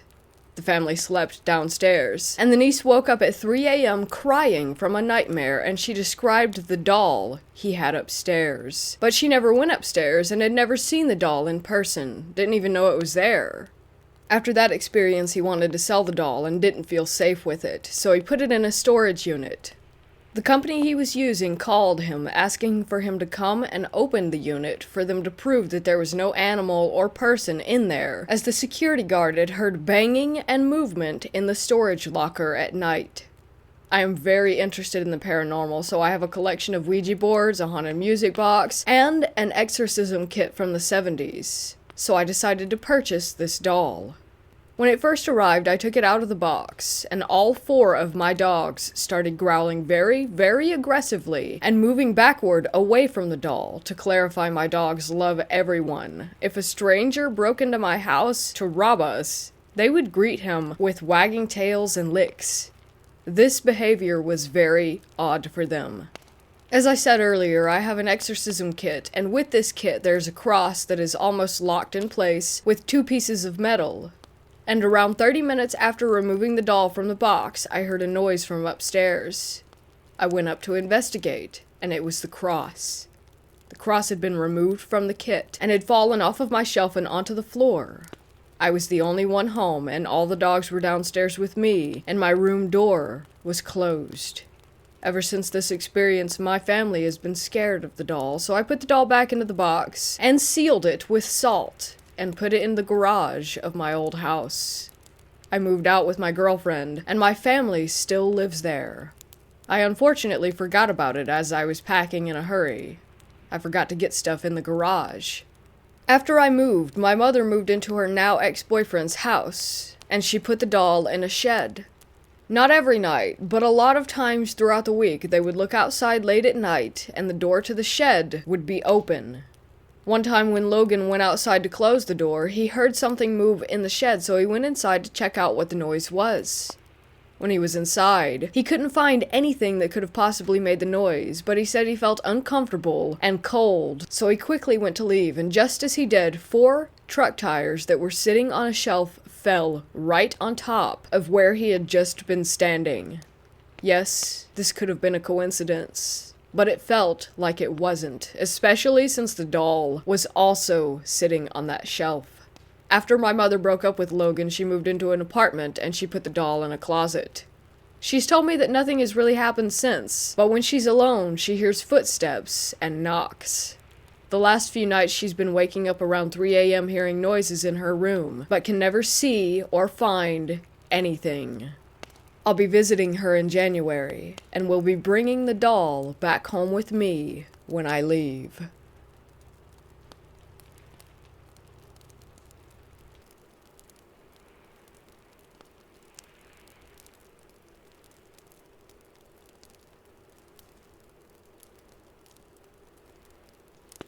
I was at Fort Sill for basic training. Every night we took turns doing the fire guard. It's basically where 2 soldiers rotate every hour to watch the door and make sure that everyone stays in bed. There were 4 barracks bays. Ours, the female bay, was upstairs and across the hall from a male bay, but we used separate stairwells. So us females and drill sergeants were the only ones using this center stairwell. The drill sergeants would come up to check on us periodically. The doors were heavy and loud. We could clearly hear when they went into the bay across the hall. Every now and then, we would hear footsteps come all the way up the stairs and stop. Neither of the doors would be open, and we'd never hear them go back down. We even heard objects rolling down the stairs.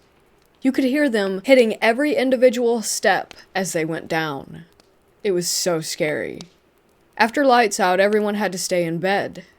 We had to let the fire guard know if we were going to be getting up to go to the bathroom, and no showering was allowed after that time. There were times that we would hear people talking in the bathroom in the middle of the night, and sometimes we would hear the showers going. We would go to look because we would all get in trouble if someone was up making noise, but no one was ever in there. I should also mention that the lights are motion sensed. So we would walk in and the lights would turn on, meaning that a physical person hadn't been walking around in there for at least a few minutes. Our beds were all in rows and lined up. One night we all got woken up by a scream right next to our row of beds. All of us sat up at the same time, freaked out, and looked at each other. We couldn't figure out where it came from. This was in 2019 at Fort Pickett during our annual summer training. We were in the field, which is basically like camping in tents. There was a large, open field where the medical tent was, and then our personal tents were back in the tree line. There were a few nights where people were woken up by something shaking their tents, whispering their names, or vivid nightmares. Some even saw figures standing outside their tents. Some people had dreams that they were woken up only to be in another dream. I was with another sergeant in a 2-person tent far off to the edge of the group. One night, I heard footsteps all around our tent, almost circling it. It was as if a whole platoon was walking past us very slowly. But our medical area was so far away from all of the other training areas, and as far as I knew, no one was out training at 2 a.m. Period.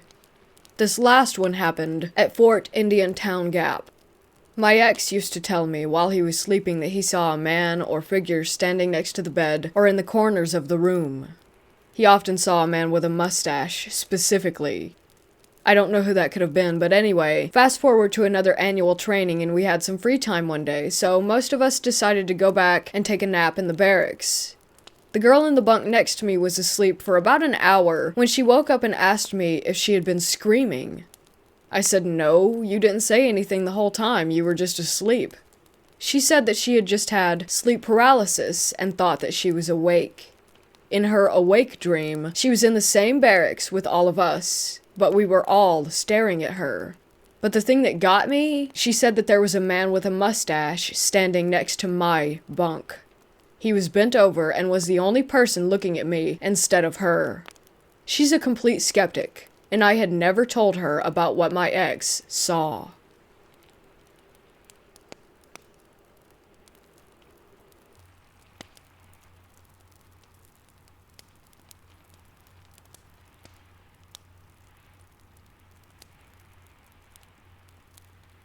This is a series of events that occurred when I lived on a plot of farmland a couple of years ago.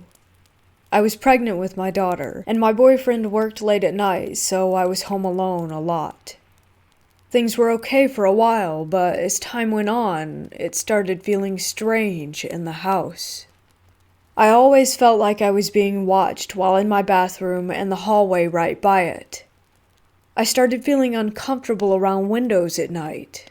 I figured I was just scared of being there alone. One of the first strange events happened while my boyfriend and I were in bed. While watching TV, I saw the door handle to our room slowly turn as if someone were about to open the door, but then it turned back. It caught me off guard, and I was trying to get my boyfriend's attention, but it stopped when he finally looked. Things began falling off the surfaces outside where my boyfriend would go to smoke cigarettes. He told me he would feel breathing on his face while in bed. He told me several months after it started happening, thinking that it would freak me out if he told me. He's not the type to jump to it's a ghost conclusion. After I had my daughter, I was even more scared to be in the house by myself. I even began locking myself in our room every single night. One night, I was waiting for him to come home from work.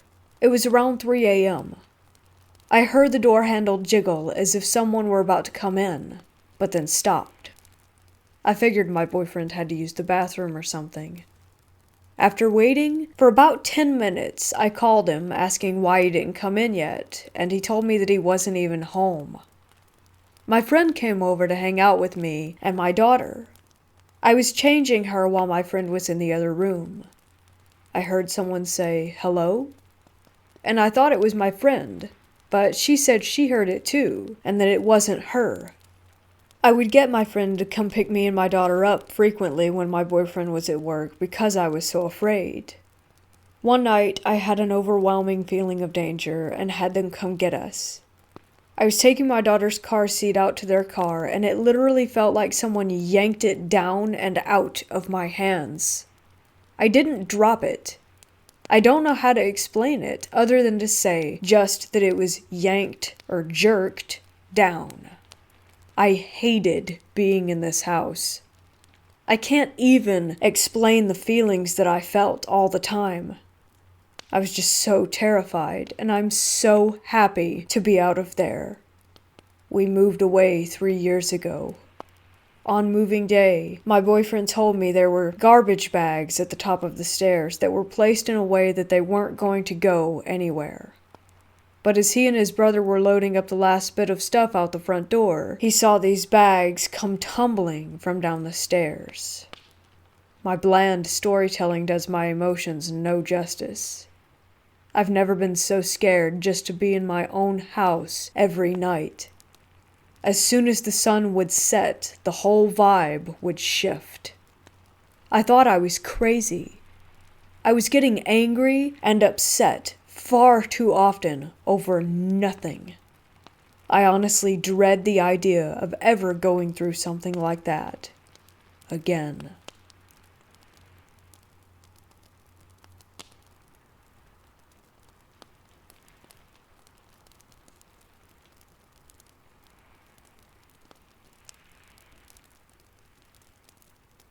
Yesterday, I took the day off of work to do a bunch of chores around the house, so I was home alone.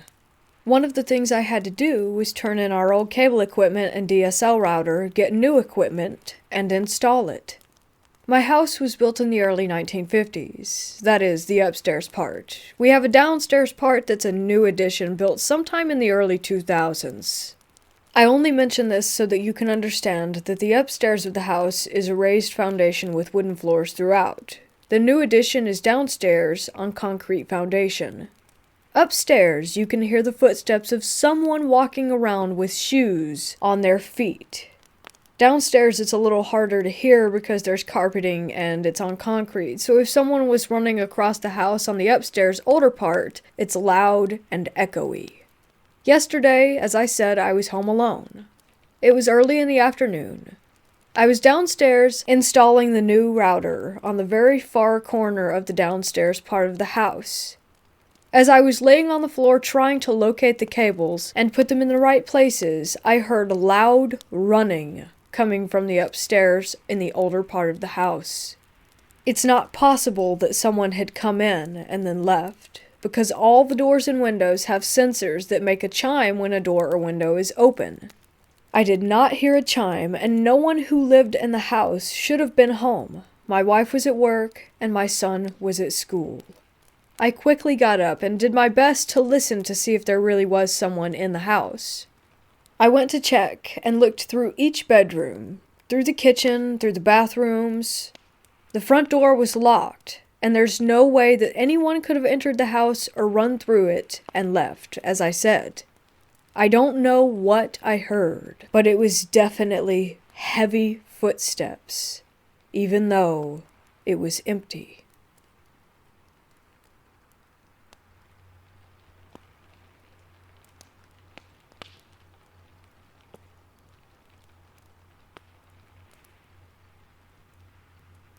My partner and I had just become parents, and were looking for our first home. We found an older house built around 1910-1920, which seemed perfect. It was next to a good school and close enough to family that could help out with our daughter. Everything seemed great for the next couple of years, but there was always a heavy type of atmosphere that was hard to explain. And we had this feeling like we were being watched all the time. My wife was the first to notice it, and I would always brush it off as if there was nothing to be scared of. I always carried that mindset, as I was highly skeptical of any type of paranormal activity, and I always trusted the whole "if you can't see it, then it doesn't exist" paradigm. How wrong I was, it turned out. The initial signs were that things would go missing and then suddenly turn up in the most peculiar of places, like photos, and my watch, which ended up in the bathtub. But most of the time, things seemed to find their way into the wardrobe that was in the master bedroom. Once my daughter woke us up in the night to tell me that someone had just walked out of her window. As she grew up, she would complain that the man was in her room and she couldn't sleep. I was still not believing that this could be a ghost, so I would comfort her and stay with her until she went back to sleep, and I watched a black-like shadow thing, which I can only describe as darker than the shadows around it, move from the corner of the room and out of the window. I went back downstairs and sat on the sofa, where the deepest growl I ever heard happened, which completely took me by surprise, as it sounded as if it was right behind my ear. I nearly jumped out of my skin and thought I needed a drink. I went to the kitchen and I could hear laughter in the living room. I couldn't think of any logical reason for it, so I went back upstairs and sat in my daughter's room again for the rest of the night. But nothing more happened. Eventually, things escalated to the point where every night around 2 a.m., you would hear walking up and down the stairs so loud that we nicknamed whatever it was Mr. Boots. When my daughter was around 10, we would get massive bangs in the middle of the night. When it first happened, I honestly thought we were being burgled. I would run down the stairs only to find nothing, not a thing out of place. I had the plumbing checked and electrical, but all was good. Then, one night, I fell asleep downstairs, and an inflatable hammer flew at the TV, instantly waking me with the noise because it had a squeaker in it. I again was trying to work out how that had happened, and whilst I was thinking about it and looking at the hammer on the floor, it started spinning really slowly. I jumped up and walked to the kitchen, and again I heard the laughter. I then heard the boots on the stairs, and my wife suddenly comes down the stairs, woken by a really bad nightmare. While we were both talking in the kitchen, we heard the laughter again. Not long after this, we couldn't take it anymore and left. But I have hundreds of weird encounters, and I can honestly say that this house turned me into a believer. I always wondered what it was that was in that house. Ghost, demon. We still talk about that place now and then, and probably always will.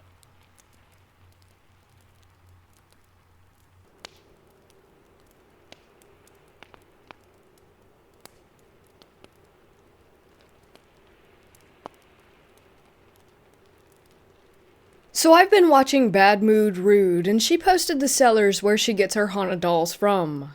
I decided to get one for myself, and her name is Sandy. Some info about Sandy. Her husband was in the mob. She had alcohol and drug issues. She's nice and loves music. She also has PTSD. I've had Sandy for 3 days now, and I've already had some experiences with her. My first experience was her giving me one of her PTSD episodes. I think she was trying to show me how it feels for her. But how it started was my left arm got cold, and then it started getting pins and needles. My heart started racing, so I sat up in bed and started taking deep breaths, and I said to Sandy, "Wow, Sandy, that's intense, you're really strong." As in, her energy is really powerful, and from my right side, I heard a faint, echoey voice say, "Oh, I'm sorry." And eventually it stopped, and I heard her crying, because I think she was scared. I told her that she was okay, and to come and sit in bed with me, and crying stopped. To add, Sandy used to have fights with her husband a lot, and when this happened, my roommates, they're a couple, were having a fight. I heard them going back and forth through the vent. On the second day, I was in bed with my boyfriend beside me watching TikTok. I hear outside our door what sounds like heels walking on some sort of hard flooring. Note, we don't have anyone in the house who wears heels, and we have like plastic thin flooring. Hopefully someone knows what I mean. It went on for a bit, then no walking, and it starts again. I tell my boyfriend, "Hey babe, do you hear that sound?" Ironically, our other roommate in the room beside us walks out to go to the washroom at the same time as I heard the heels tapping, so my boyfriend thought I was just crazy and said that it was our roommate, even though he's a dude and very much doesn't wear heels. Today I did a spirit box, and Sandy came through giving me clear answers and in full sentences, and she likes living with me apparently, so I'm happy with that. Sandy is really great, and I love having her here. She always seems to show me her presence, but not my boyfriend, who's a huge non-believer in ghosts. And I really think she likes me because I want to help her with her PTSD, and instead of freaking out about the PTSD episode, I handled it and tried my best to get her to calm down. Every time I get up, I feel her following me, and it's like she's watching over me, protective basically. She had kids while she was alive. I really love having her in my home, and she's not scary at all. I know a lot of people are going to say negative stuff on this post like, why would you invite a spirit into your home on purpose, and, oh, all spirits are negative. And to that I say, well, I like the paranormal, and Sandy is not negative. If she was, I would feel it. I would feel fear when she shows her presence, and she would be trying to hurt me. But she doesn't want to hurt me. Very clearly, she just wants to be understood and be known that she is there. She's honestly so sweet and motherly. She's just got some issues like any living person does, because she was living once too. I'm not a superstitious person, and I know that not all spirits are bad, and this is a PSA for everyone. Not all spirits are bad, but a lot of people like to assume that they are, and I don't like that at all. People like to only notice the bad ones and ignore the good spirits. Personally, I look at all spirits as good, but sometimes troubled.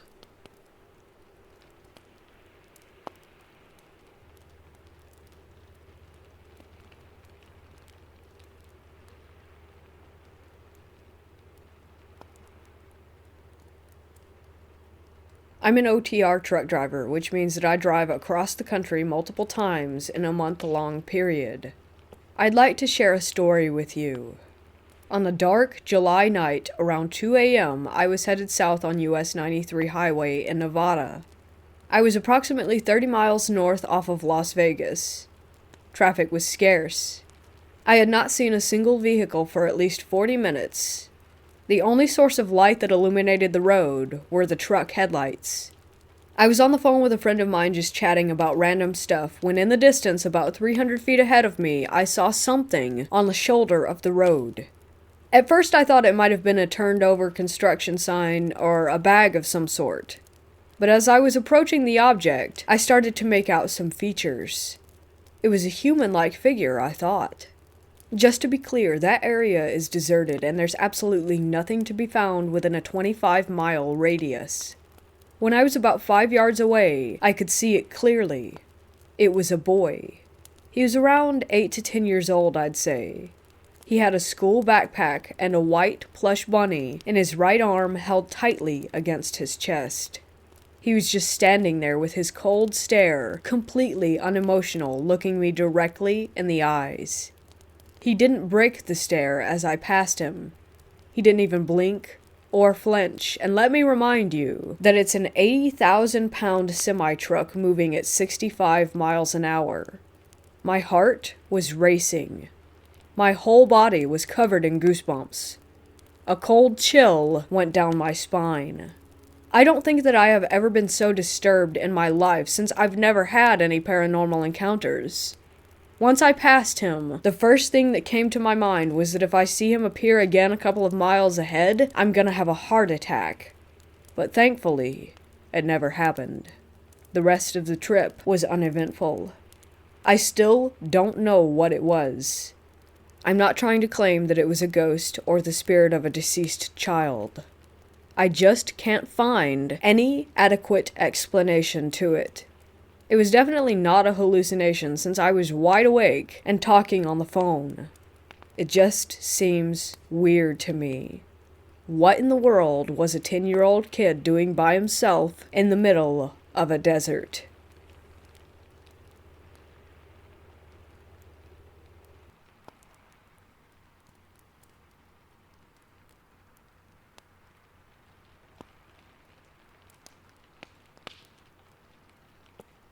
Honestly, I don't think I've ever experienced paranormal activity in terms of seeing something. But ever since I was a kid in my childhood home, I was really scared, almost traumatized of seeing something or hearing something in the dark at night. No specific reason for it. I would just stare at the door frame of my room, which was always opened at night, and wait for something to show. I never even liked horror movies, and even now at 21 I avoid them because I know they freak me out, so I don't believe that the fear came from the movies. The thing is, I moved to a different city when I was 18 years old and changed a few apartments until now, and in every single one of them, I felt chills. Everything is fine, and then comes a certain time of night when it's like the energy in the room changes, and I have a feeling that someone is watching me. I always believed that if I could convince myself not to believe in spirits or that the paranormal is real, then I can escape from that, and nothing weird will happen to me if I don't believe or give it attention. Am I right? But here we are. I started to think, what if the cold, watching feeling and fear I get every night is related to some childhood trauma that I might not remember? Fast forward to today. My boyfriend and I moved back to his parents' house after the lockdown. We have a separate upper apartment for ourselves and no one but him ever lived there. We have spent so many months and nights here before, and really the apartment never gave me any chills. Until the last month or so. So lately I have this really bad vibe in this place, especially at night. It can be dark outside around 6 p.m. or 10 p.m. and everything is super. Then there just comes this time, after midnight, when the air in the room changes and I feel like something negative has entered. The whole energy is negative, and the feeling of someone looking at me returns. Most of the time I'm scared to have my eyes opened, that I might see something. He doesn't feel the same thing and says it's because of the stress and anxiety. And true, it might just be paranoia, and I'm going crazy. But I had several nights when I really did feel like something was messing with me. I would wake up with the sensation like someone had pushed me, and my boyfriend was dead asleep. I would have sleep paralysis and again would have a feeling like someone is poking me and hear banging noises that weren't there. I was sleepless for a few nights, and then I started taking Xanax just to make me fall into deep sleep to get some rest.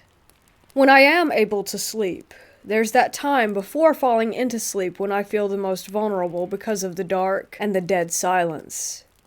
There are radiator noises and downstairs noises, which, by the way, are loud footsteps even in the middle of the night. And sometimes I would ask them if they were awake at the time, and they said they were sleeping. But still, I kind of comfort myself with the idea of it just being normal house noises.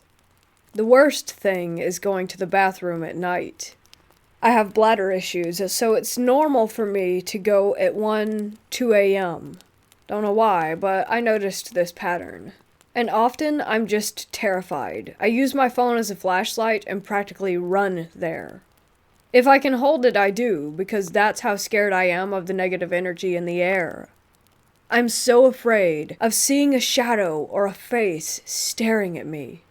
It's like I know that something is present, but I'm unable to give it shape or form.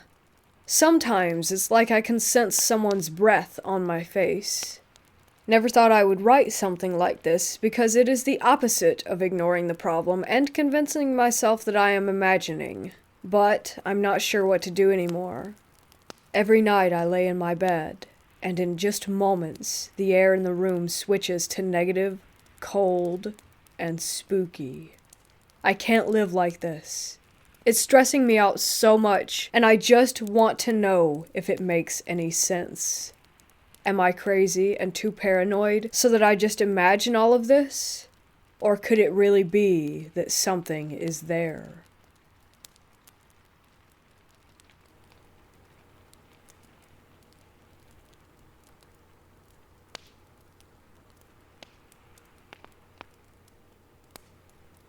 This took place in 2012 when I went to Rome for a vacation with my family for about 3 weeks. It was a week before I had to go back home, so my dad wanted us to visit the town that he was from, so his cousin drove us to the house that he owned. To give everyone some backstory, it belonged to a duke back in the day. But anyway, we got there and nothing seemed odd at all, except that when his cousin showed us where I and my grandmother would be sleeping, because there were not enough rooms and beds. I and my mom had to share a room with 2 single beds, and my dad slept with his cousin.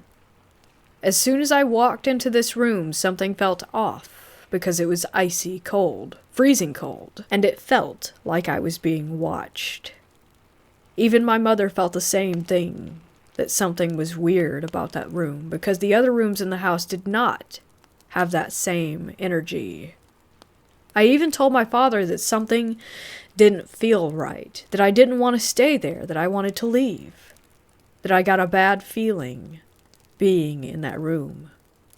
It was like my gut was telling me that something was there that was not supposed to be. However, it was enough to freak me out and just give me a bad feeling. The day progressed, and it was nighttime, and walking back in that room, I got really bad vibes, and I told my mother that I didn't want to stay there, that something just wasn't right, that I could feel it. She said, "Well, look, it's only for a night." As we got ready to head to sleep, she went toward the bed, and all of a sudden the bed fell, and it was almost as if someone had pushed it. It really scared me. It somehow landed near the fireplace in the room. As my mom called out to my dad and his cousin, they fixed the bed. I was freaked out, to say the least. Anyways, at that moment, me and my mother just prayed to help us get through the night and protect us from whatever was in there.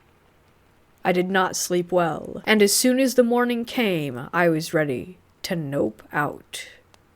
I took a picture of the bed with my camera, and after looking at it, you could see a black shadow near the fireplace hovering over the bed, and it was super creepy.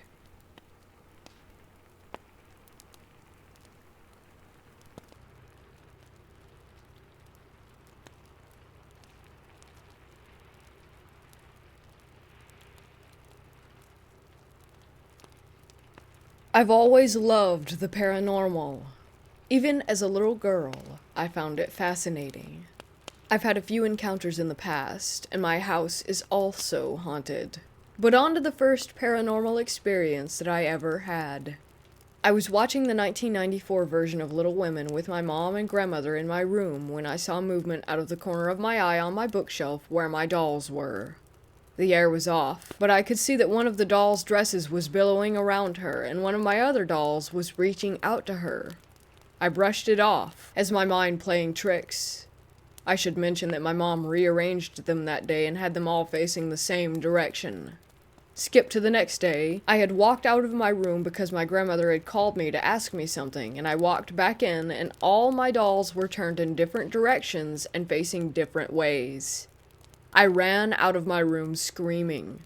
My mom didn't believe me until I showed her. She fixed them again. My room had always been off, and I had obtained more dolls from a family friend a few years later, and this is when things really got weird.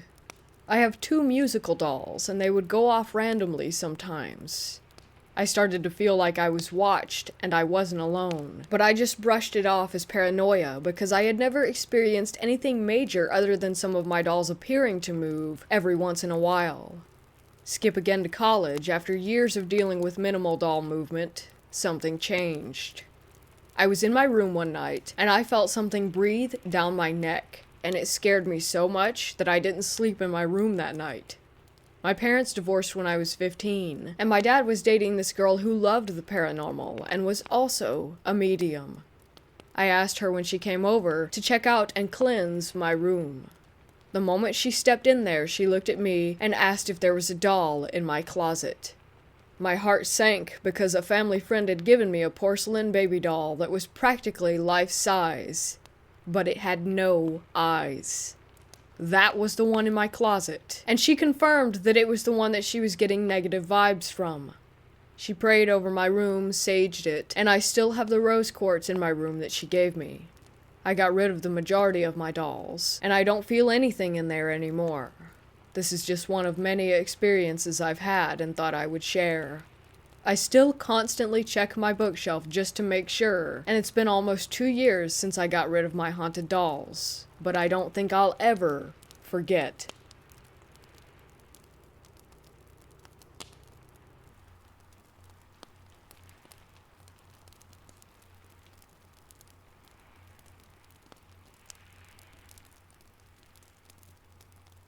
Before we begin, you must understand that everything you are about to read is absolutely true, and the events continue to this day.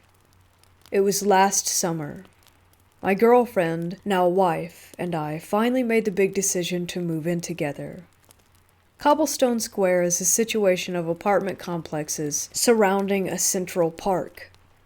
After living in another apartment for 2 years, I learned that a bigger apartment was opening up on the other side of the complex. We needed more space because my wife had 2 children from a previous marriage. After a rushed inspection, we were happy to move in right at the start of June. The months passed by, and the days grew shorter and colder. Autumn was drawing to a close, and with it, that's when the trouble began. In all the stories and movies, it starts out small. Things moving from place to place, lights being left on, etc., all chalked up to forgetfulness. This was true in our case, and we didn't think much of it. It only started to escalate with the children. Our apartment is set up with 2 bedrooms and bathrooms on opposite ends from each other. In our bedroom, we have our own private bathroom, and next to the kids' room is a small hallway leading to their own bathroom. We would give them baths in there and potty train, and almost as if flicking a switch, when the autumn months came, our youngest, a 2-year-old girl, would absolutely hate going in that bathroom. At the mere mention of bath time, she would go into hysterics, or on good days, she would sit in the tub, and in the process of bathing, she would look past myself or my wife and start screaming and crying. Oftentimes something would catch her eye in the mirror, and she would also start crying like mad. The most unsettling part would be that as soon as we took her out of the bathroom, she would stop and act as if nothing had happened. Our son, who was 4 at the time, would also run up to us and say that he would hear a voice saying, "Uppy," which was a common saying among the children when they wanted to be held. We asked if it was his sister, and he would profusely say that it wasn't, but he said it sounded like a kid. This happened a few times. With my wife being separated from her first husband and splitting custody, we would have the children come live with us every other week. On the weeks that the kids would go stay with their dad, the activity would seem to die down, but that didn't mean that it wouldn't happen at all. I asked my wife what she remembered from last year, and she recounted a time when we didn't have the children and she was cleaning the house. She noticed the kids' door was open.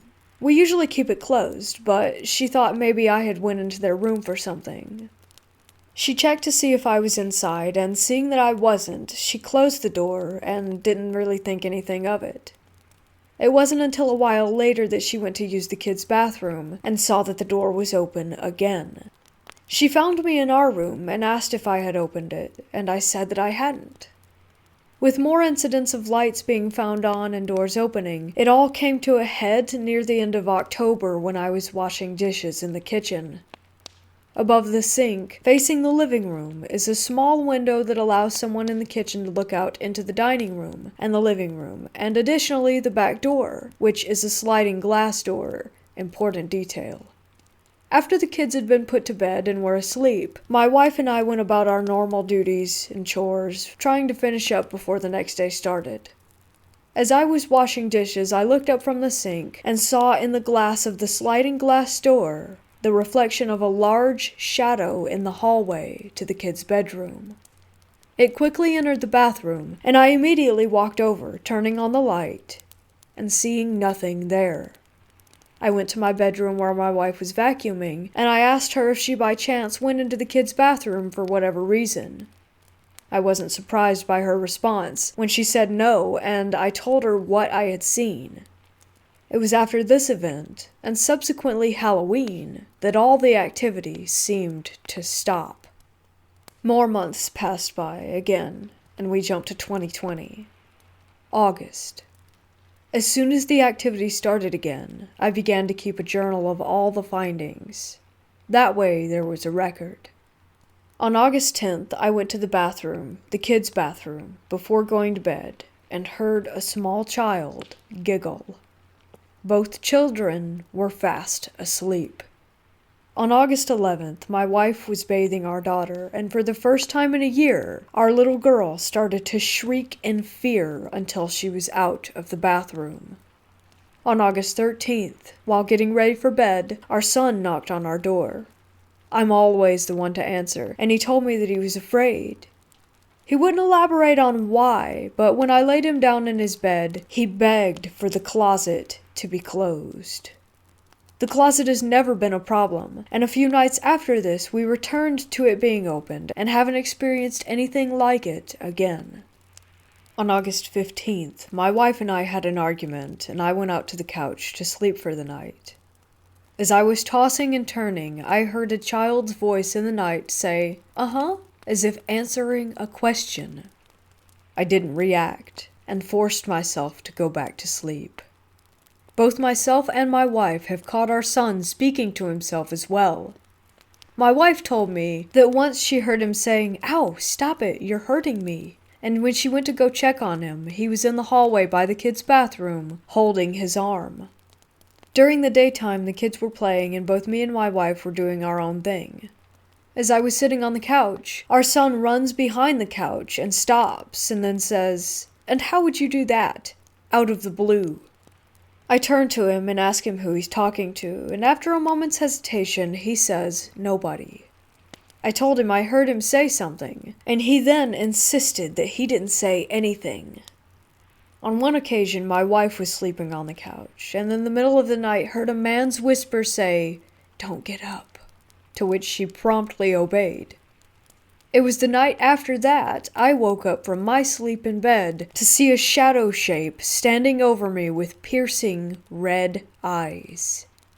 I felt as if it was going to hurt me. My wife and I have naturally begun our interest in the spiritual world. We began researching and looking for ways to go about this. We've purchased a Ouija board with no results, and from a medium, a supposedly haunted ring. If our apartment was going to be haunted, we wanted to know by who and with what intention. It seems as if our mail-order ghost has already made their home, as one morning our front door was unlocked and slightly ajar, with nothing stolen. Tonight, as I write this, my wife and I were watching TV on the couch and decided to call it an evening. But as we got to our bedroom, I noticed a low scratching sound coming from the record player. I opened it up and saw that the turntable was moving as the needle was off its holder, turning the record player on. I replaced the needle and tried knocking the player a few times to see if it could have been easily bumped or knocked off, but no. The only way to move that needle was to pick it up with your fingers and set it down. I was reminded of one other time that this happened, long before we bought any haunted items. I am thoroughly convinced that my apartment is haunted. People die in them way too often to think it's not a possibility, and if nobody died here, the cemetery across the road definitely doesn't bring me any comfort. I can say that two distinct entities can be somewhat accounted for: a small child ghost and something else. Or maybe something that wants to be viewed as a child, but let's think happy thoughts. We still live here to this day. Autumn is just beginning, and that's when things really seem to get interesting.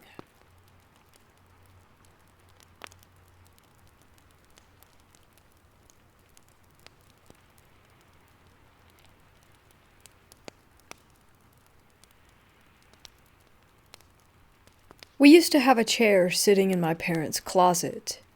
It was one of those old straw ones that felt like it was going to fall apart every time you sat on it.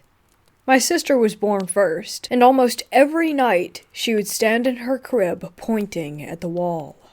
At first, my parents had no idea what was going on, until they found out the direction she was pointing was where my parents' closet was, with the chair.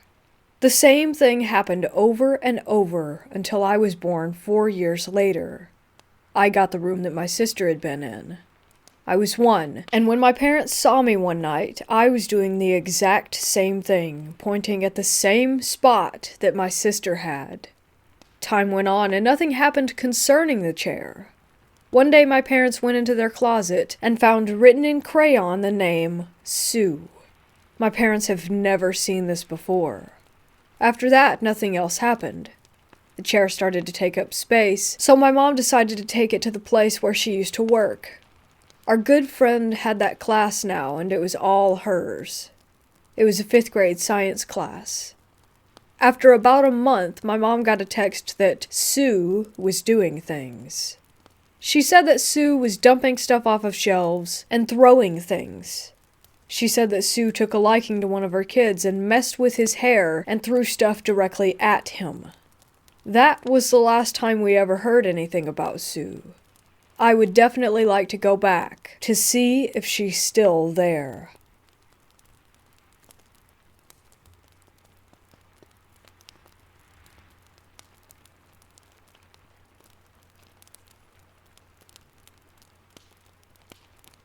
There are some really messed up reasons to live in a haunted house. I, being of sound mind and body, don't know any of them, but I am superstitious as hell. So when the wife and I moved up to New Hampshire, right on the Vermont border, we were looking for a place to rent for a year or two before we bought a house. Now, for all of the New Englanders here, my wife is a native. I'm not. She's used to New England and the vast emptiness that this small area has to offer.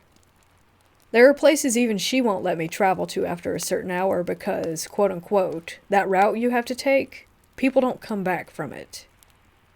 Of course, I'm not a native, so I have no clue about any of this. So when I would come home late after dark from work and tell her I took X route, she would kind of look at me in shock and awe, at my stupidity. We found a home right on the above-mentioned border on the Vermont side. We loved it. It was a fantastic place to live, except for the basement.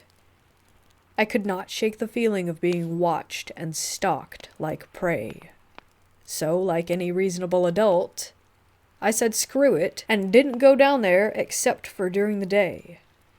Then one night, after gaming for hours in my loft, I got hungry. I went downstairs, kissed the missus, and walked past my basement door toward my kitchen. I don't know if anyone reading this has gone hunting, but there's a moment when you sometimes experience, especially hunting predators like coyote, wolf, bear, etc. Sometimes they know that you have them in your sight. Sometimes they look toward you, not quite at you, but it feels like they are boring into your soul, saying, "You've got me. Make it quick." It's an eerie sensation, and sometimes you take the shot, sometimes you don't. On that night, as I was walking past that door downstairs, I saw red eyes and a humanoid figure. I froze, just stopped dead in my tracks. I gave that same look of, "You got me, make it quick." After that momentary lapse of sanity, I just scooted real quickly away from the door, grabbed a weapon, and called my wife, saying that there was someone downstairs and to call the police. There is no other entrance to the basement, and I had the door covered with my weapon from a safe position where I could easily run from the house. The cops showed up, I disarmed, they cleared it out, and they found no person, but a muddy set of footprints that started facing the stairs up, and then proceeded to walk into a hall in the back corner of the basement by the water heater. For some context, the wall in question also blocked off the area directly under my bedroom. It was a solid wall, with a small crawl space and maybe about 4 inches of clearance on the other side of it. The cops called the detectives checked it, couldn't see anyone in it, and they couldn't enter it. Photographs were taken, shoe sizes compared, my feet were too big, my wife's feet too small. We got a good contact number for the detective, and the wife and I stayed at a hotel for a couple nights. For months afterward, I would have the same thing happen. Eventually minus the cops. It actually got relatively normal. Good old Red Eyes in the basement, chilling like a villain.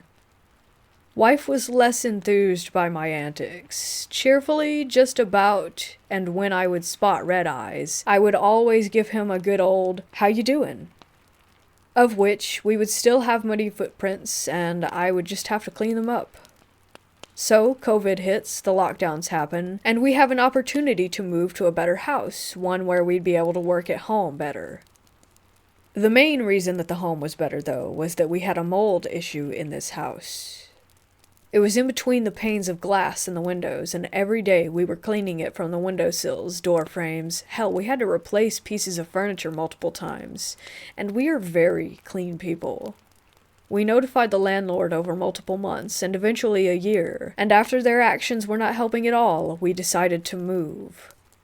The landlord decided to get a housing inspector out there immediately after we left. The inspector came and verified that there was indeed a mold issue. I don't know if they met Red Eyes. However, they did find a metric ton of readings of high spore counts on the wall bordering the space below my old bedroom. The wall where the footprints always ended. So, since it was filled, the inspector scoops a little bit of the earth on the other side of the wall through that crawl space. It wasn't earth as in dirt. It was approximately 7 feet of mold. The landlord then immediately contacted specialists to remove all of it, and notified me to offer some kind of damages for it in the form of refunded partial rent payments. All in all, it made my 2020 pretty good. Until about 3 months later. The landlord calls me and offers to send me a full refund of all rent from the time when I was living there, minus what she already gave. Why? There was a corpse. The medical examiner said that it was the man who had owned the property before my landlord. He was a lineman who, after talking to surviving family members, wore a size 8 shoe. Smaller than my size 11 shoes, bigger than my wife's shoes by a mile. It was Red Eyes. It had to be. I don't know how you got there, but hell, bud. I hope you found peace. Sorry for not checking it out sooner.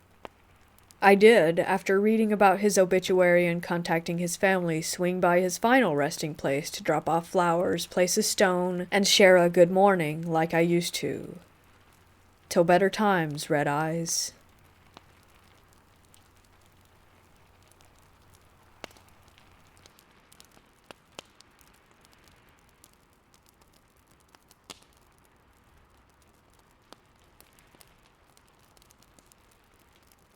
This happened earlier last week at my sister's house. She lives about 5 minutes from me and has a 1-year-old baby girl who, when she goes to sleep, has a baby monitor in her room to make sure that everything is okay.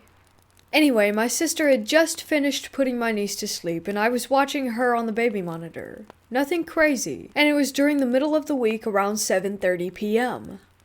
Well, my sister comes downstairs and we make some small talk while I'm on my phone. Then I randomly decide to check the baby monitor, where there is a clear view of a rocking chair in place about 3 feet away from the crib. I saw myself sitting there, wearing a t-shirt and shorts, looking down at my phone in the rocking chair. I was absolutely horrified, and I screamed to my sister about it, and it scared the crap out of her. I had never seen anything like it in my life, and I didn't know how to react. When I looked up and she came rushing over to check the monitor, I was gone. Nothing. Just my niece sleeping in her crib in the dark. The rocking chair, totally empty. Obviously, we had to go and check on her, and I was terrified, and my sister had a bat, but no one was there but her. Nothing was out of place. I wasn't wearing what I had on that night, though. I was clearly wearing a white t-shirt and gym shorts with Nikes on. I had my glasses on and you could see the bright cell phone screen in the dark as I hunched over to look at it.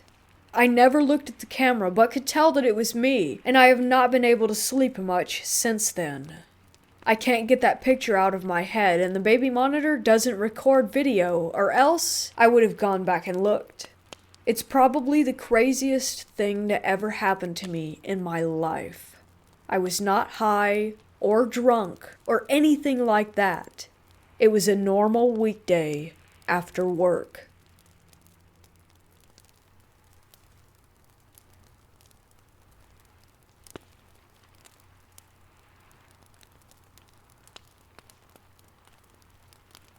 I bought an old antique Asian chest about 15 years ago. It was really lovely. I moved in with my parents while I was in college into the guest house out back. There was no room in the tiny cottage for the chest, so my mom had me put it in the walkway between the back of the house where my young brothers slept and the living room. Everyone, and I mean everyone, hated that piece of furniture. They'd scurry past it as fast as they could to get wherever they were going. Occasionally we would hear knocking or a random door that would just open. One morning my brother Justin and I left and went to run errands and go shopping. When we came back 6 hours later, my mom was raking leaves in the front yard. When we got out of the car, Mom asked, "Wait, when did you come get Justin?" We told her that we had been gone all day. She said, "No, you haven't. I just saw him 2 hours ago. I assumed he'd gone to his bedroom to play video games." I told her that we had been gone since early that morning, and she kept insisting that there was no way. He walked past her. She had said hi to him. She said that he didn't respond to her, but she figured that he had been on a mission to get to his room. When I asked her where she saw him, she said that she was vacuuming in the hallway in front of the chest. I ended up giving it to my older brother, who said that he would hear my nieces laughing and playing in the hallway of his apartment. He said one morning he got up to see the youngest run down the hall into her room, but when he got to her room, she wasn't in there. He threw it out. I wish he hadn't, and I wish that I knew where it was now.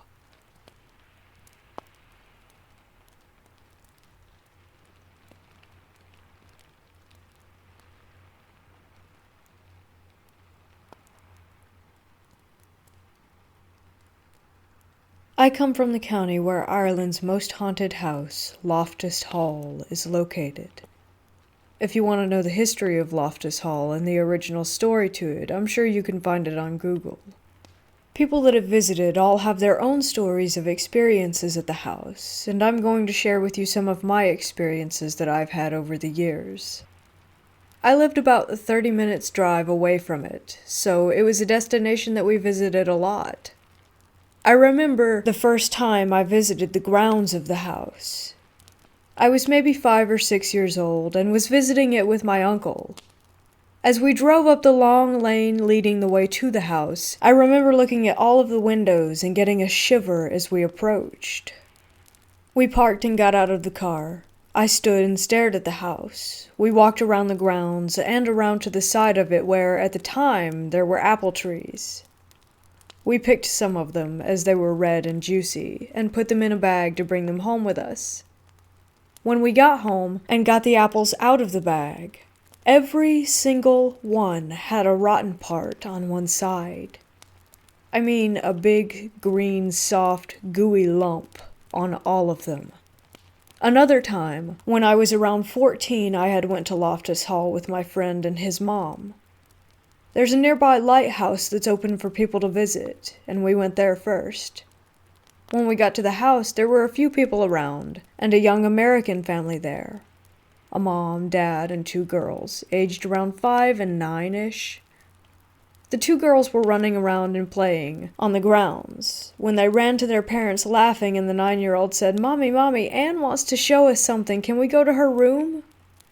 Now this may seem like normal child behavior, but Ann is the name of the girl in the original haunting story of Loftus Hall. I must also mention that the actual house was not open for guests to go in and out of as they pleased. Not at that time. When I was 16, that was my first time going into the house. We booked a tour on Halloween night. There were some ghost hunters who do an overnight stay every year, and a certain amount of guests can stay there with them for the night. We arrived and went in. We set up our sleeping bags while the ghost hunter crew set up their equipment. We took the tour of the house at night with a tour guide and in groups of 5. We went to each room with the guide giving the story behind it. We got to a room called the Tapestry Room. This is the most famous and apparently most haunted room in the building. It's said that Anne was locked in this room, and she died in the room as she stared out the window waiting for her mysterious stranger to return. You can actually find the details of this story online. She was locked in there and sat with her knees to her chin, and when she died, her body could not be straightened.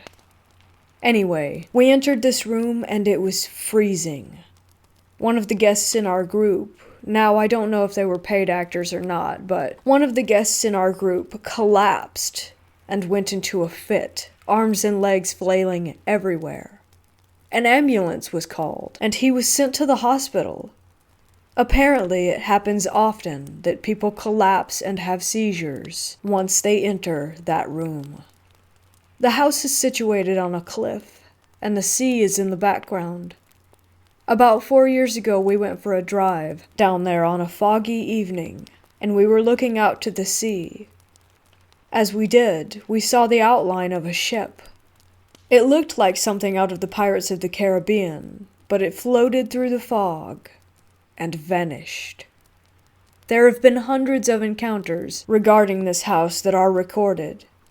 Everyone has their own experiences from visiting, everything from feeling queasy in certain parts of the house, to seeing ghosts in the windows, to meeting people while on tours that nobody else who was on the same tour remembers. There's also a hole in the ceiling that goes through the roof, and this is where the devil flew through to escape from the house. Over the centuries, this hole has been repaired multiple times, but each time it is repaired, it will only last for a few days and then reopens again in the same place.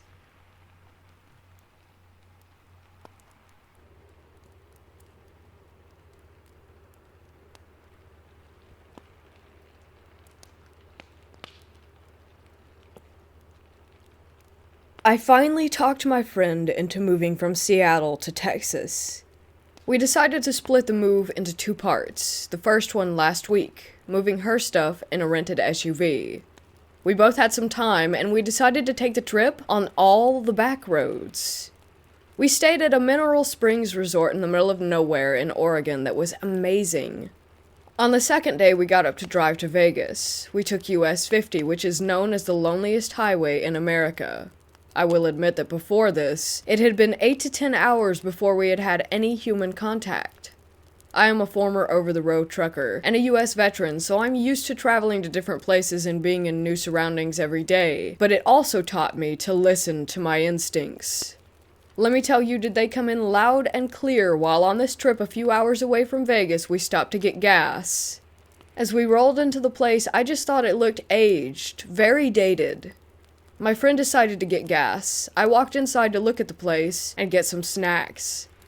I can honestly say that I can't point to any one thing that was wrong, but the feeling that overcame me was indescribable. It basically told me that the place was, well, the phrase that I would use is out of place, and that I needed to go right then. Now, I'll admit that this could be my own experience, and maybe because I had such a bad feeling that I was imagining things, but the minute I decided to leave, without buying anything or even using the restroom, I swear everybody in the place started looking at me. And I don't mean just the employees, but the patrons. I walked quickly to my car and told my friend that if she believed in instincts, that we should just get in the car and leave right that second. We did, and we did not breathe easy until we were about 10 miles away.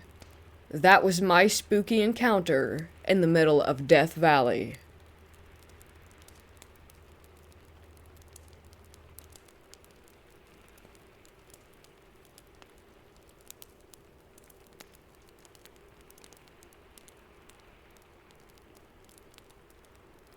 Among the many ghost stories told during lull periods of lengthy military exercises, the one that stood out the most in Singapore is probably that of the Third Door Charlie Company.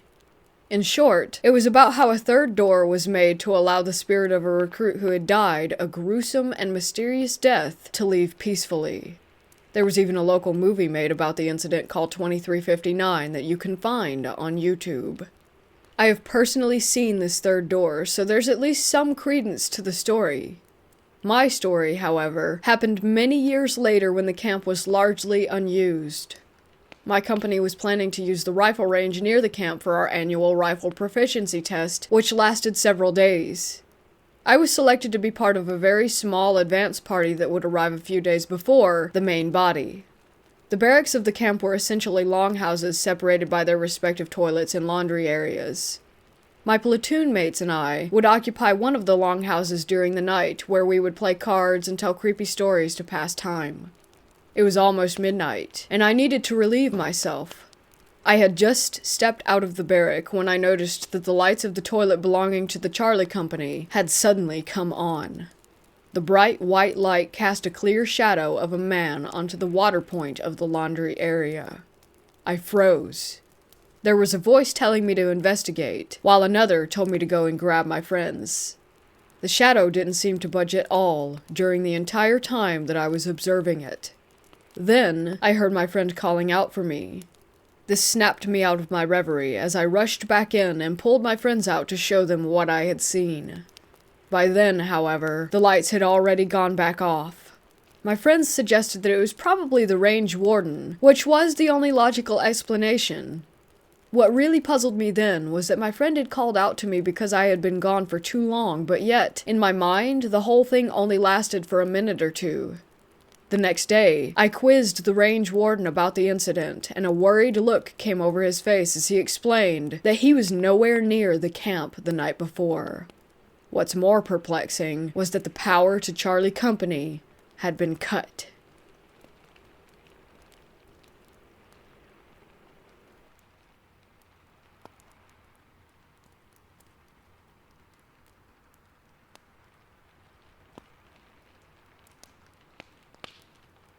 For some context, I live in an apartment with 3 other people while we go to college, but it's currently just me until January since the others went back home.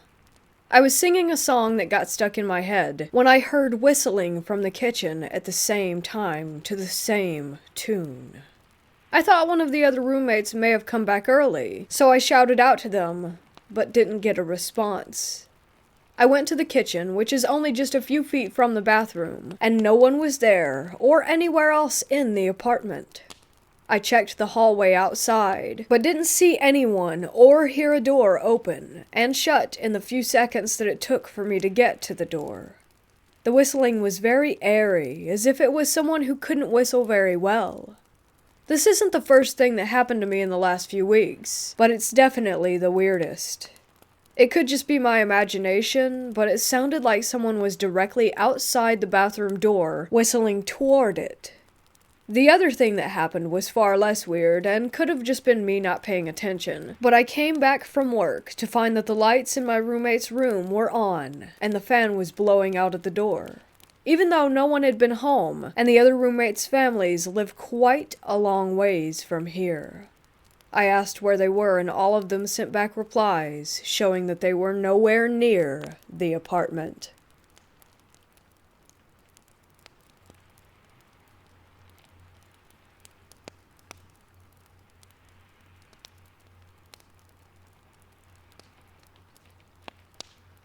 "25 years ago, we moved homes.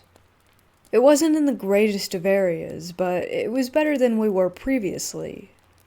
I shared a room with one of my 4 sisters.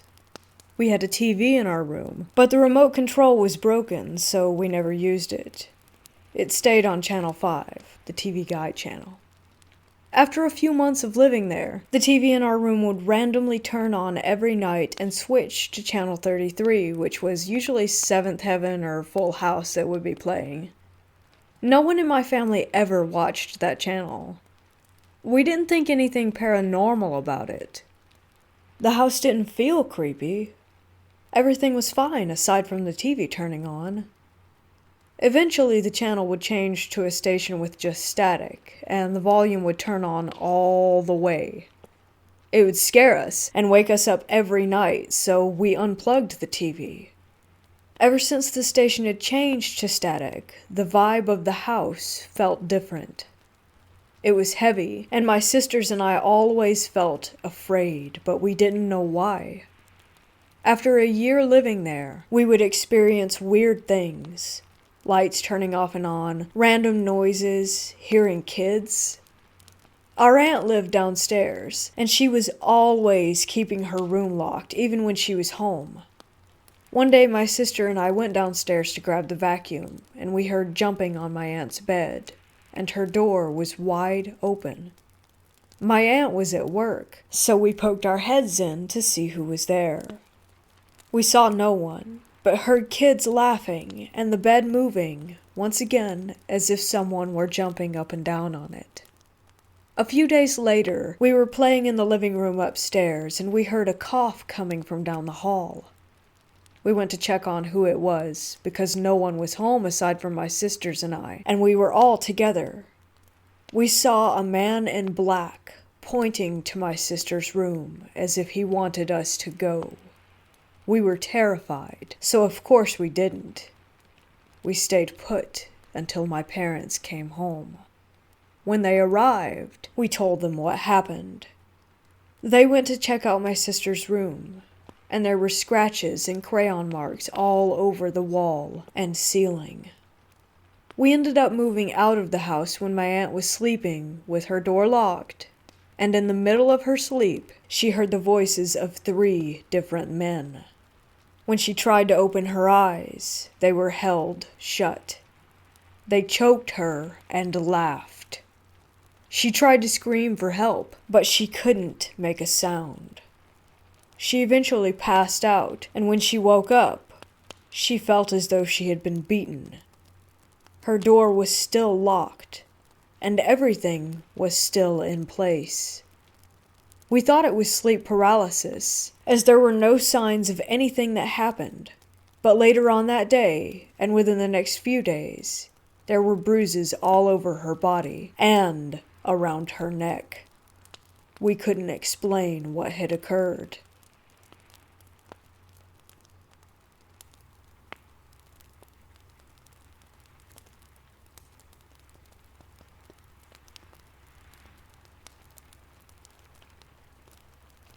I bought 3 small clown statues several years ago from a thrift store. They came in a box of about 100 other handmade clowns, and I picked out the cutest ones. Last year I moved into a new house and put the 3 clowns in a large display case in my living room along with the other trinkets. The case is completely inaccessible to the elements and is sealed by 2 panes of sliding glass. I got a horrible wave of fear one night a few months ago, and for no apparent reason my first instinct was to check the display case. To my shock, I noticed that one of the clowns had turned 180 degrees around in the case and had positioned itself to look away from the living room. The glass had remained shut, and nothing else was out of the ordinary. I turned it back to face the right way and forgot about it until I felt the same wave of fear about a month later. Once again I checked the case, and the same clown was turned the same 180 degrees around again. This has happened about 5 times now, and I'm starting to get really worried.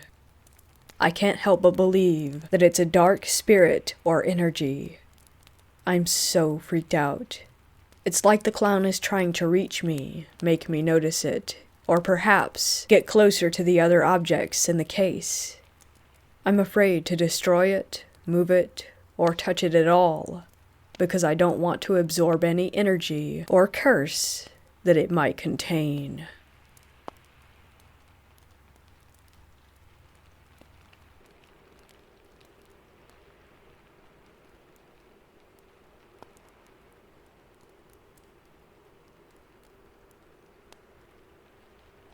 I'm in the Navy and I currently work on a base which encompasses an island called San Clemente Island. The island itself is mostly deserted and is untouched. But on the north side of the island is a town, for lack of better words, where the Navy and contractors live. One night I was headed down to relieve a coworker from watch. As I'm driving down the road, which is mostly pitch black, I see a figure in the street in my headlights. Naturally, I slam the brakes. I begin cussing up a storm because some idiot is walking in the middle of the road at night. Shortly after, however, I notice that it isn't a person, but more of a solid shadow. You could make out no features on it, but it had mass and was human-shaped. It was in the middle of the road and sort of stomping, almost like a weird dance. Then suddenly, it was just gone. It didn't fade away, didn't do anything dramatic, just disappeared. I freaked out and told a lot of my coworkers who didn't believe me. We never saw it again. I have heard some stories of people on the island having doors in their work areas open and stuff moving around on its own, but no stories anything similar to mine. I don't know much about the history of the island itself, but I do know at some point it was owned by Native Americans, and quite often remains of them are found or unearthed.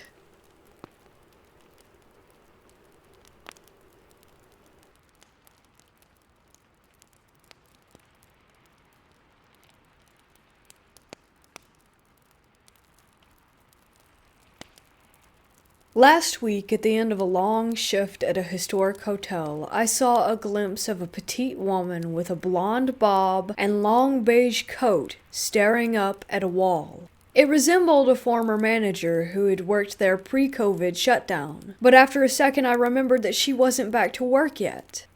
When I realized this and looked back to where she was, no one was there. My coworker and I quickly scoured the area, but it was vacant. I wrote it off as a benign spirit, as I've experienced some friendly activity there over the years. She just seemed curious or lost.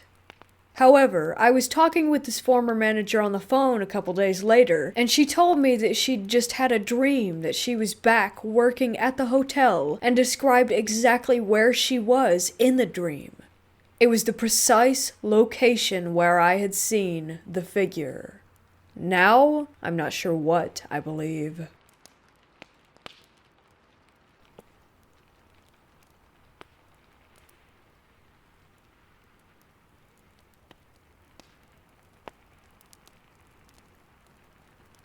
Ever since we moved to our new house, I hear someone playing in my son's room when he's outside. Generally, I just wrote it off as something he placed precariously that just fell or something, and then I saw it. Or her, rather. I was sitting on my couch talking with the wife about whatever we were going on about, and when I turned my head back to look at my wife, I saw a little blonde girl in a white dress peeking around the corner of our hall entrance that leads to my son's upstairs room. I immediately asked my wife if she saw it, but of course she was looking at me when it happened. It was basically right behind her.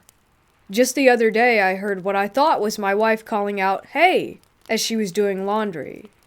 I got up to see what she wanted, and she had no idea what I was talking about, and said that she didn't say anything. And she didn't hear anything either, even though the sound came from the area where she was, at the bottom of the stairs that lead to my son's room. Are there any Android apps or something that can help me communicate with the spirit that I believe is in this house? She seems playful. And sometimes I hear my son playing alone, talking to someone that isn't there, but when I ask him, he says he's just talking to his toys.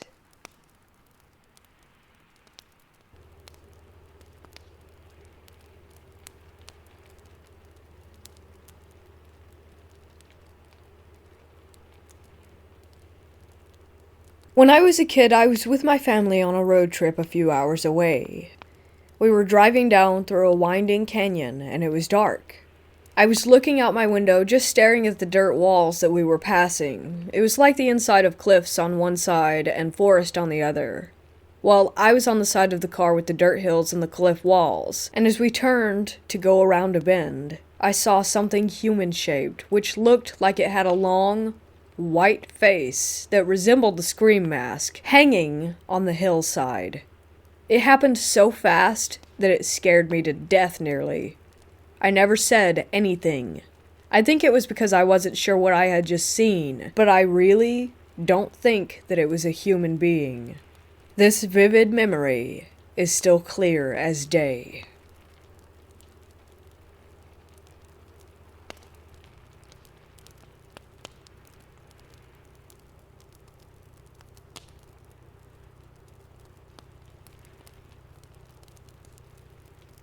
I live in an old house that was made during the 70s. When I moved in, everything was fine, until last week. Last week I was home chilling on my bed reading a book when I heard a noise from the room next to mine. This room is where I keep old possessions from my grandma in the closet. There was one that always crept me out. Some old doll. The noise sounded like a bang, like a closet door being slammed. I went into the room to check, and found the closet door wide open with stuff all over the floor. That doll was sitting there. It was sitting there, looking at me. I am so freaking terrified right now.